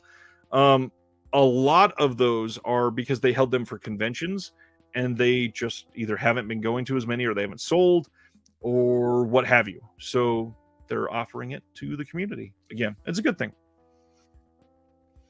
Last House on Dead End Street for the Vinegar Syndrome 10th year. Absolutely could be. There's a few from Vinegar Syndrome that they've been hinting at for years that we really need. Intrepidos Punks was one of them. Coonskin. I don't know if they've abandoned that, but they announced that was coming. Oh gosh, I want to say like 2014 or 15, something like that. And where is it? It seems like that's probably canceled. There's a couple others. We're probably going to get some more Cardona here soon, now that they've figured out what to do after his death. Yeah, lots from Vinegar Syndrome that they've hinted at that should still be coming. Jeremy, I think what is really beautiful is that the way these comments are flying in, you ain't ever ending the live stream. You have no idea how right you are. I'm going to speak faster so I can reach the end. We need Cube on Blu-ray or 4K. That movie Never Left DVD. I think it has a German release or something that I feel like one just came out recently. Let me take a look at that. I think there was a media book that was supposed to be coming out with a Cube Blu-ray set. Let me see. Cube from 1997, and not that Blu-ray.com is always 100% accurate. I will say that you can get a 15th anniversary Blu-ray edition from the UK, and it's less than £10. In fact, I'm not going to make this promise for him, but you can probably reach out to Mark at Orbit or to Diabolic DVD, and Jesse will probably order it for you if they can get it through their distributor. They'd be happy to. I feel there was a 20th anniversary edition that came out in Australia in 2017. What is the recent one I'm thinking of then? Okay, there was a German release that came out in 2020. Not many others, but yeah, that Blu-ray.com app and the site, really great way to find out if something had been released previously. Oh, I didn't see the second half of that comment. Second Sight, I would love. Oh my gosh, a Cube release from Second Sight would be great. Oh, now you got me excited. KB says, I'll take Nightmare on Elm Street 1. We know there's a 4K transfer. Exactly. I'd like a Blu-ray of 90s horror flick Mute Witness. I've not seen that one. Wait a minute. Somebody has brought this up in a chat recently, I think. Might have been on another video. But yeah, I'd never heard of this film, and I looked it up, and it sounded great. Yeah. DC says, I really want that Scream Factory set. We've all been rumoring about this whole time. I know it's not real, but still, not only is it not real, they've come out and said it's not happening. It's not in the works. It's not something that they are able to do. And I think for this, they can be trusted. I know that they're Blu-ray labels and they're out to make money and all that. However, in this case, it all makes sense. I don't think it's something that is happening at the moment. Let's see. Skolder bought Cube and Cube 2 Blu-rays. Nice. Oh, yeah, we always talk about the Devils. That would be mind-blowing. And I think that Warner Archive has kind of hinted that they are at least doing something with it, but it's tough because I don't even know if they could release it in the US, to be honest, with the whole reputation that it has. KB, off topic. Typically, how long? This isn't off topic. This is exactly what this is for. How long does imprint orders take? Still waiting for my Black Friday order. The Odd Couple. Don't want to come over and fondle your copy again. It depends. They had their biggest sale they've ever had, and they were super behind. The hard part is once you get that shipping notice, it still takes a while. It still takes. I think at the longest I've had was about 3 weeks from shipped to received. Nowadays it's more like 10 days ish from ship to receive, but it's tough. Imprint, I think that they had stuff that they were selling that they didn't have on hand yet. It was either still at a warehouse or they still were literally being manufactured. So unfortunately they were behind, I think, and still holding on hope that people can get those sooner than later. The rumored Peter Jackson box set. That would make me very happy. I adore Dead Alive. Stan, we need to do more than dinner and a film. We need to do like a few films and at least a dinner and probably a movie and a whole bunch of discussion. Absolutely. There are a lot of people that I met after I went to LA this year that I would have loved to have met in person. And I'm so sad that the relationships just developed after June. It sucks. Are the $10 movies on Vinegar on New Year's only for subscribers? No, not at all. Their webpage kind of makes it look that way. No, it is for everybody. It is basically what I'm assuming, and I've seen some other sites do this before, so don't take this as gospel, but what it sounds like to me is they are going to have 10 films, and probably 3 or 4 of them will be like their old drive-in double features that are only like $12 or $13 on sale, so it's not that much cheaper.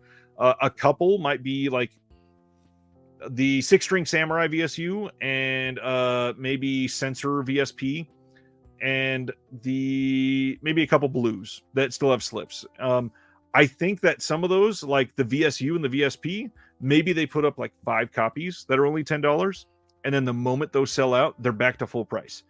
They're sticking to their word. They were offering them, but if you were the most loyal people that went there at launch and could buy them, that's probably the way they're doing that. I don't think it's going to be $10 for 24 hours. That would be insane.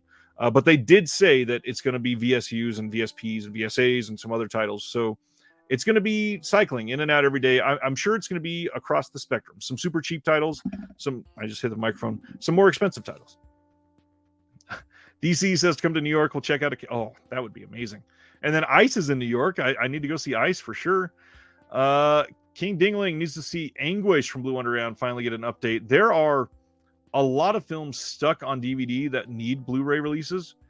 But honestly, there's still thousands of films stuck on VHS or no releases. And I would love to see those. Every month that Imprint announces something that's a Blu-ray premiere, I'm just happy to see that happen. Let's see. We need a remastered Snake Sisters by Celso and Castillo. Interesting. I don't know the film at all. What else are there? My panic is going to be trying to find the $10 for $10, 10 for $10 section when the site goes live. You'll find it quickly. I'm sure they'll be advertising it like crazy. Jeremy Long, can I come with Stan? Nice. Given recent chatter, we should see Cafe Flesh hopefully next year. I'm not confirming that I know information, but I have somebody that is close to the director, and I have a conversation with them coming out in, I think it's 2 weeks. The same week that Celeste conversation is coming out. I have somebody that was heavily involved in the Dr. Caligari release, and I do ask about Cafe Flesh. So we will hear more about that, it sounds like to me, soon. Have you heard anything about the Japanese thriller Under Your Bed? Not a single physical release. I've heard that it's great. Not many people I know have seen it, but I've heard that it's good. That's it. That doesn't help. My mom, I think she's going to bed. Good night, Mom. Mark from Orbit mentioned today that he's going to start doing more YouTube. If you're interested, Mark is going to be doing that. He does Instagram lives a lot. I'll also shout out Grindhouse Video. The transparency that Mike has every single Sunday to go live at 7 p.m. I almost wanted to say his whole spiel for when he goes live. Every Sunday at 7, he does that, 7 o'clock Eastern. Check out Grindhouse Video. They are, right now, I think they're kind of my go-to place for when I want stuff. Love it. How about The Dark Backward on 4K, says Stan? KB, we talked about this earlier. Who's the killer in Hardboiled? Absolutely, please. If VS released a VSU of If Looks Could Kill with Richard Greco, they could charge me whatever they want. Don't say that, because they will. Completely agree. Wish older films would get Blu-ray releases. Hush and others. Gotta head to bed. Good night, Zach. This will still be here tomorrow. I love you guys. Foreign Exchange in Culver City is another great disc shop. Nice. If you are in Southern California, Jeremy Long's favorite is CD Trader. He gets some incredible deals. I get like every single week, I get like 9 pictures from Jeremy. So which one of these is worth it? Absolutely. Meander from 2020, a US release would be great. Seeing it on Prime, has Super Cube vibes. Nice. TerrorVision for Cafe Flesh.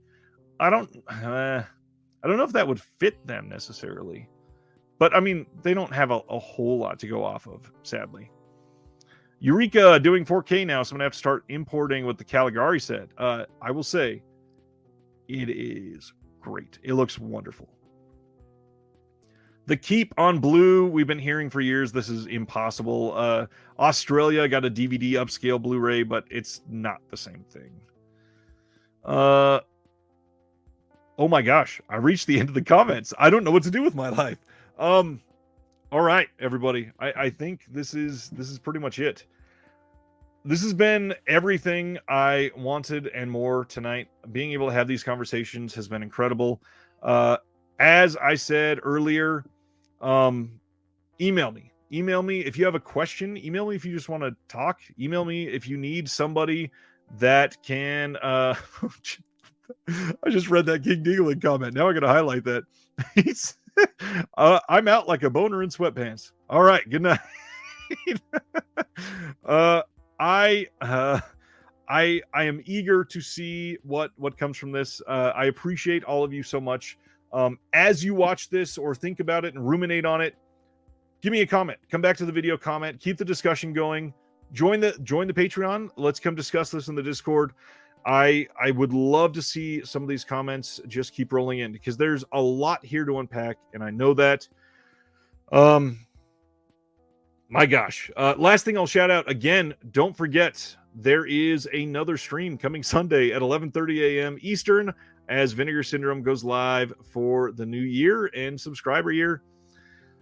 I can't drag this out any longer. I appreciate you all. This is amazing. Thanks for everything. Thanks for a wonderful year. Justin just said, been killing it this year. Great job. Thank you. Justin, I'm killing it because people like you. I'm glad you're here. That's it, everybody. From one collector to all of you, I hope you've had a great year. I hope that next year is kind to you and your family. I hope that you watch more films next year than you did this year. I hope that you keep a tight leash on your wallet. I hope that this community grows and is inclusive to everybody with every single belief system and outlook on life that you could possibly have, and that we celebrate humanity as a whole. And here's to 2022. Have a good night, everybody.